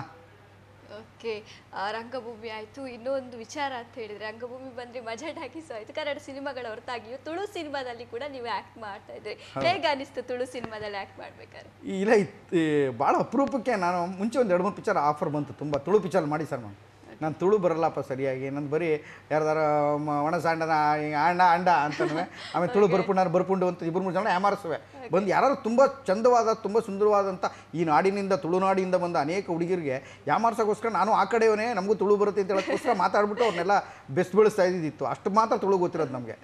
ಆದರೆ ಅದು ಜಾಸ್ತಿ ಗೊತ್ತಿರಲಿಲ್ಲ. ಆದರೆ ಇಡೀ ಉಡುಪಿ ಮತ್ತು ಮಂಗಳೂರಿನಲ್ಲಿ ನನ್ನ ಗೆಳೆಯರಿದ್ದಾರಲ್ಲ, ಅವ್ರು ನನ್ನ ಭಾಳ ಪ್ರೀತಿ ಮಾಡೋ ವರ್ಗ ಇದೆ. ಇಲ್ಲಿಗೆ ಬಂದರೆ ನನಗೆ ದಾಮೋದರ್ ಶೆಟ್ಟಿ ನೆನಪಾಗದೇ ಇರೋ ಸಾಧ್ಯತೆ ಇಲ್ಲ. ವೈದೇಹಿ ಮೇಡಮ್ ಕಂಡ್ರೆ ತುಂಬ ಪ್ರೀತಿ. ಆಮೇಲೆ ರಂಗಭೂಮಿಯ ಇಡೀ ಉಡುಪಿ ರಂಗಭೂಮಿಯ ಅತ್ಯಂತ ಪ್ರೀತಿ ಪಾತ್ರ ಆಪ್ತ ಶಿಷ್ಯಕೋಟಿ ಇದೆ ನನಗೆ. ರಥಬೀದಿ ಗೆಳೆಯರಲ್ಲಿ ಅತ್ಯಂತ ವೈಚಾರಿಕ ಮನೋಭಾವದಿಂದ ಕೂಡಿದಂಥ ಅನೇಕ ಗೆಳೆಯರು ಭಾಳ ಪ್ರೀತಿ ಮಾಡ್ತಾರೆ. ಅದೇ ರೀತಿ ನಾಟಕೋತ್ಸವ ಕೂಡ ಶುರುವಾಗ್ತಾಯಿದೆ. ಆ ನಾಟಕೋತ್ಸವಕ್ಕೆ ನಾನು ಬಂದಿರೋದು ಆ್ಯಕ್ಚುಲಾಗಿ. ಕೆದ್ದಾಯ ಮತ್ತು ಇವರ ಹೆಸರಿನಲ್ಲಿ, ಮುರಾರಿ ಬಲಾಳ ಹೆಸರಿನಲ್ಲಿ ಒಂದು ನಾಟಕೋತ್ಸವ ಮಾಡ್ತಾಯಿದ್ದಾರೆ. ಇವತ್ತು ನಮ್ಮ ತಂಡದ ನಾಟಕ ಇದೆ. ಆ ನಾಟಕದ ಮತ್ತು ಉದ್ಘಾಟನೆ ಕಾರ್ಯಕ್ರಮ ನಂದಿದೆ. ಅದಕ್ಕೋಸ್ಕರ ಬಂದವನು ನಾನು. ಆದರೆ ಈ ನಾಟಕಗಳ ಹಿನ್ನೆಲೆ ಇಟ್ಕೊಂಡು ಎಲ್ಲ ಮಾಡ್ತಾ ಇಷ್ಟೊಂದು ಜನ ಸೌತ್ ಕೇರಳದಿಂದ ಬಂದವರು ಎಲ್ಲರೂ ತುಳು ಗೆಳೆಯರು. ಅನೇಕ ಜನ ನನ್ನ ಗೆಳೆಯ ಕಾಸರಗೋಡು ಚಿನ್ನ ಭಾಳ ಆಪ್ತ. ಹಾಗಾಗಿ ನಾನು ಇಲ್ಲಿಗೆ ಬಂದಾಗ ನನ್ನನ್ನೇ ಪ್ರೀತಿ ಮಾಡೋದು. ಅವರೆಲ್ಲ ತುಳು ಪಿಕ್ಚರ್ ಮಾಡಿ, ತುಳು ಪಿಕ್ಚರ್ ಇಲ್ಲ, ತುಳು ಬರಲ್ಲಪ್ಪ. ಕಡೆಗೆ ವಿ ಮನೋಹರ್ ಅವರು ಭಾಳ ಆಪ್ತರು. ಅವರನ್ನು ನೇಮದ ಬೋಳ್ಯ ಅಂತ ಒಂದು ಪಿಕ್ಚರ್, ತುಳು ಪಿಕ್ಚರಲ್ಲಿ ಆ್ಯಕ್ಟ್ ಮಾಡಿದ್ರು.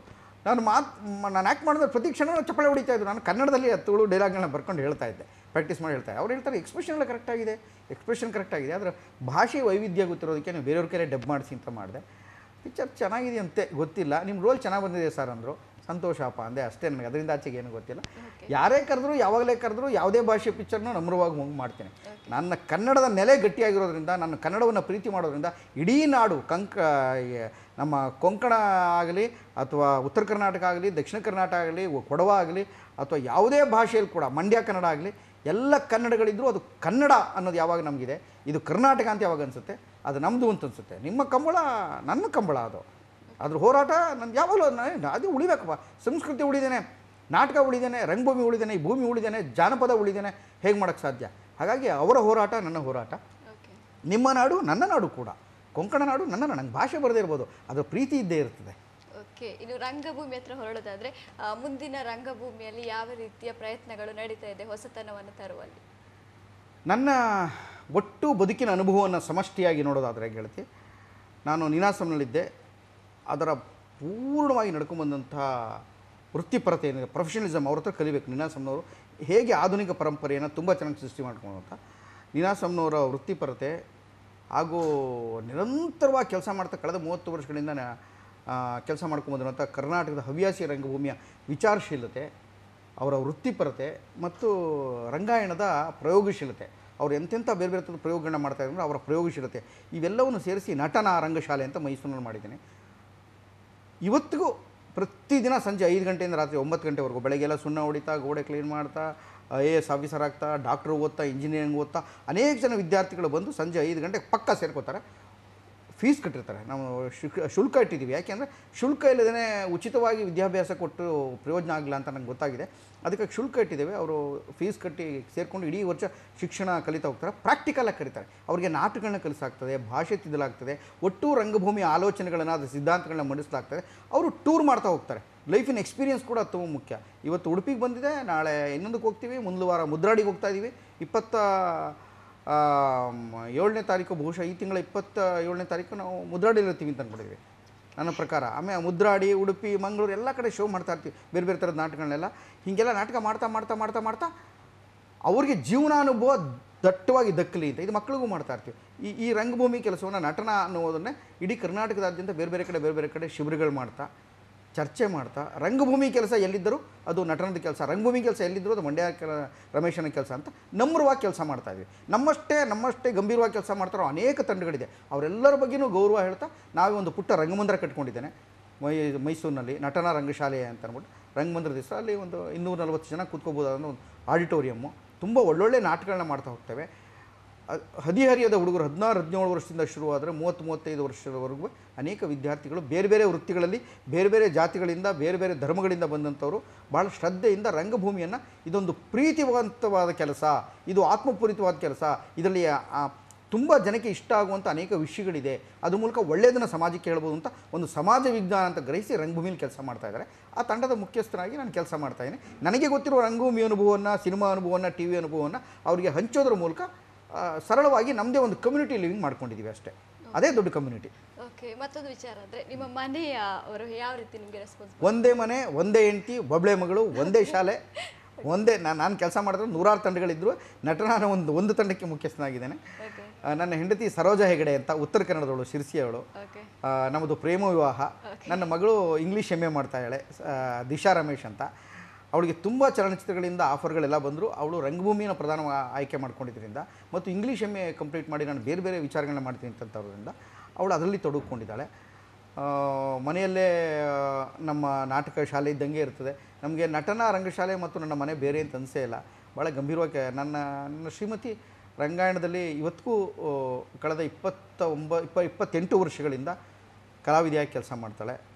ಅವಳು ಹಾಡ್ತಾಳೆ, ನನ್ನ ಮಗಳು ಕೂಡ ಹಾಡ್ತಾಳೆ. ಹೀಗೆ ನನ್ನ ಜೊತೆ ಮೇಘ ಸಮೀರ್ ಅಂತ ಕುಂದಾಪುರದ ಒಬ್ಬ ಹುಡುಗ ಇದ್ದಾನೆ. ತುಂಬ ಹಗಲು ರಾತ್ರಿ ಅದ್ಭುತವಾದಂಥ ಒಬ್ಬ ರಂಗಶಿಕ್ಷಕ. ಒಬ್ಬ ನಟ ಆದಂಥ ಇನ್ನೊಬ್ಬ ನಟ ನನ್ನ ಜೊತೆ ರಾಮು ಅಂತ ಒಬ್ಬ ಇದ್ದಾನೆ. ನನ್ನ ಪ್ರಕಾರ 70 ಜನ ಮಕ್ಕಳು ಅಂತ ಅಂದ್ಕೋತೇನೆ. ಒಬ್ಬಳೇ ಮಗಳಿದ್ದರು. ನನ್ನ ಶಾಲೆಯಲ್ಲಿ ಕೆಲಸ ಮಾಡೋ ಪುಟಾಣಿ ಮಕ್ಕಳುಗಳು ಮತ್ತು 30 ಜನ ವಿದ್ಯಾರ್ಥಿನಿಗಳು ಕೂಡ ನನ್ನ ಮಕ್ಕಳೇ ಅಂತ ಭಾವಿಸ್ಕೊಂಡಿದ್ದೇನೆ. ಎಲ್ಲ ನೋವಿನ ನಡುವೆ, ಎಲ್ಲ ಆರ್ಥಿಕ ಹಿನ್ನಡೆಯ ಸಾಲ ಸೋಲಗಳ ನಡುವೆ ಕೂಡ ನನ್ನ ಮಕ್ಕಳು, ನನ್ನ ವಿದ್ಯಾರ್ಥಿಗಳು ಅಭಿನಯಿಸುವ ಅನೇಕ ನಾಟಕಗಳು, ಕರ್ನಾಟಕ ಬರ್ತಿ ನೋಡುವಂಥ ಅನೇಕ ನಾಟಕಗಳು, ರಂಗಶಿಬಿರಗಳು ನನ್ನಲ್ಲಿ ಮತ್ತೆ ಚೈತನ್ಯ ಹುಟ್ಟಿಸ್ತವೆ, ಸಂತೋಷ ಕೊಡ್ತವೆ. TV ಸೀರಿಯಲು ಸಿನಿಮಾ ದುಡ್ಡು ಕೊಡೋದ್ರ ಜೊತೆಗೆ ಒಂದಷ್ಟು ಕೀರ್ತಿಯನ್ನು ಕೊಡ್ತವೆ. ಹಾಗಾಗಿ ಮಜಾ ಟಾಕೀಸ್ನ ಎಷ್ಟು ಪ್ರೀತಿ ಮಾಡ್ತೀನೋ ಅದಷ್ಟೇ ಪ್ರೀತಿ ರಂಗಭೂಮಿನಷ್ಟು ಪ್ರೀತಿ ಮಾಡ್ತೀನೋ ಸಿನಿಮಾವನ್ನು. ಹಾಗೆ ಒಟ್ಟು ಚಲನಶೀಲ ಪ್ರವೃತ್ತಿಯಲ್ಲಿ ಯಾರು ತೊಡ್ಕೊಂಡಿದ್ದಾರೆ ಎಲ್ಲ ಸಾಹಿತಿಗಳ ಬಗ್ಗೆನೂ ನನ್ನದೇ ಆದಂಥ ಗೌರವ ಪ್ರೀತಿ ಇಟ್ಕೊಂಡು ಪ್ರಾಮಾಣಿಕವಾಗಿ ಕೆಲಸ ಮಾಡುವಂಥ ಪ್ರಯತ್ನ ಮಾಡ್ತಾಯಿದ್ದೀನಿ. ಓಕೆ ಸರ್, ಇಲ್ಲಿ ತನಕ ಬಂದು ನಿಮ್ಮ ಸಿನಿ ಜರ್ನಿಯ ಬಗ್ಗೆ, ಜೊತೆಗೆ ರಂಗಭೂಮಿ ಬಗ್ಗೆ, ಕಿರುತೆರೆಯ ಬಗ್ಗೆ, ಎಲ್ಲದರ ಬಗ್ಗೆ ನಮಗೆ ಮಾಹಿತಿ ಹಂಚಿಕೊಂಡ್ರಿ. ಧನ್ಯವಾದಗಳು ನಿಮಗೆ. ಪ್ರೈಮ್ ಟಿವಿಲಿ ಈ ಥರದೊಂದು ಅವಕಾಶ ಕೊಟ್ಟಿದ್ದಕ್ಕೆ, ನಾನು ಉಡುಪಿಯಲ್ಲಿ ಬಂದ ಈ ಕ್ಷಣಕ್ಕೆ ನನ್ನನ್ನು ಪ್ರೀತಿಯಿಂದ ಕರೆದು ಕೂರಿಸಿ 4-6 ಮಾತುಗಳನ್ನು, ಅನುಭವಗಳನ್ನ ನಿಮ್ಮ ಜೊತೆ ಹಂಚ್ಕೊಳ್ಳೋಕ್ಕೆ ಸಹಾಯ ಮಾಡಿದಂಥ ಪ್ರೈಮ್ ಟಿವಿಯ ಎಲ್ಲರಿಗೂ, ಅಷ್ಟು ಜನಕ್ಕೂ ನನ್ನ ಪ್ರೀತಿಪೂರ್ವಕವಾದಂಥ ಕೃತಜ್ಞತೆಗಳು. ನಮಸ್ಕಾರ. ಓಕೆ, ನೋಡಿದ್ರಲ್ಲ ವೀಕ್ಷಕರೇ, ಒಂದು ಕಡೆ ರಂಗಭೂಮಿ, ಮತ್ತೊಂದು ಕಡೆ ಕಿರುತೆರೆ, ಮತ್ತೊಂದು ಕಡೆ ಬೆಳ್ಳಿತೆರೆ, 3 ಕಡೆಗಳಲ್ಲಿ ಕೂಡ ಎಲ್ಲ ಕಡೆ ಕೂಡ ಮಂಡ್ಯ ರಮೇಶ್ ಅವರು ಪಕ್ವಗೊಂಡಿದ್ದಾರೆ, ಪಳಗ್ತಾನೂ ಇದ್ದಾರೆ ಅಂತಲೇ ಹೇಳ್ಬೋದು. ಜೊತೆಗೆ ಏನು ಅಂತ ಹೇಳಿದ್ರೆ, ಇವತ್ತಿನ ಸಿನಿಪಯಣ ಬಹಳಷ್ಟು ಸ್ಪೆಷಲ್ ಆಗೇ ಇತ್ತು ಅಲ್ವಾ, ಒಂದು ಅದ್ಭುತವೇ ತೆರೆದುಕೊಂಡಾಗಿತ್ತು. ಓಕೆ, ಇದು ಇವತ್ತಿನ ಸಿನಿಪಯಣ ವಿಶೇಷ. ಮತ್ತೊಂದು ಸಂಚಿಕೆಯಲ್ಲಿ ಮತ್ತೆ ನಿಮ್ಮ ಮುಂದೆ ಬರ್ತೀನಿ. ನಮಸ್ಕಾರ.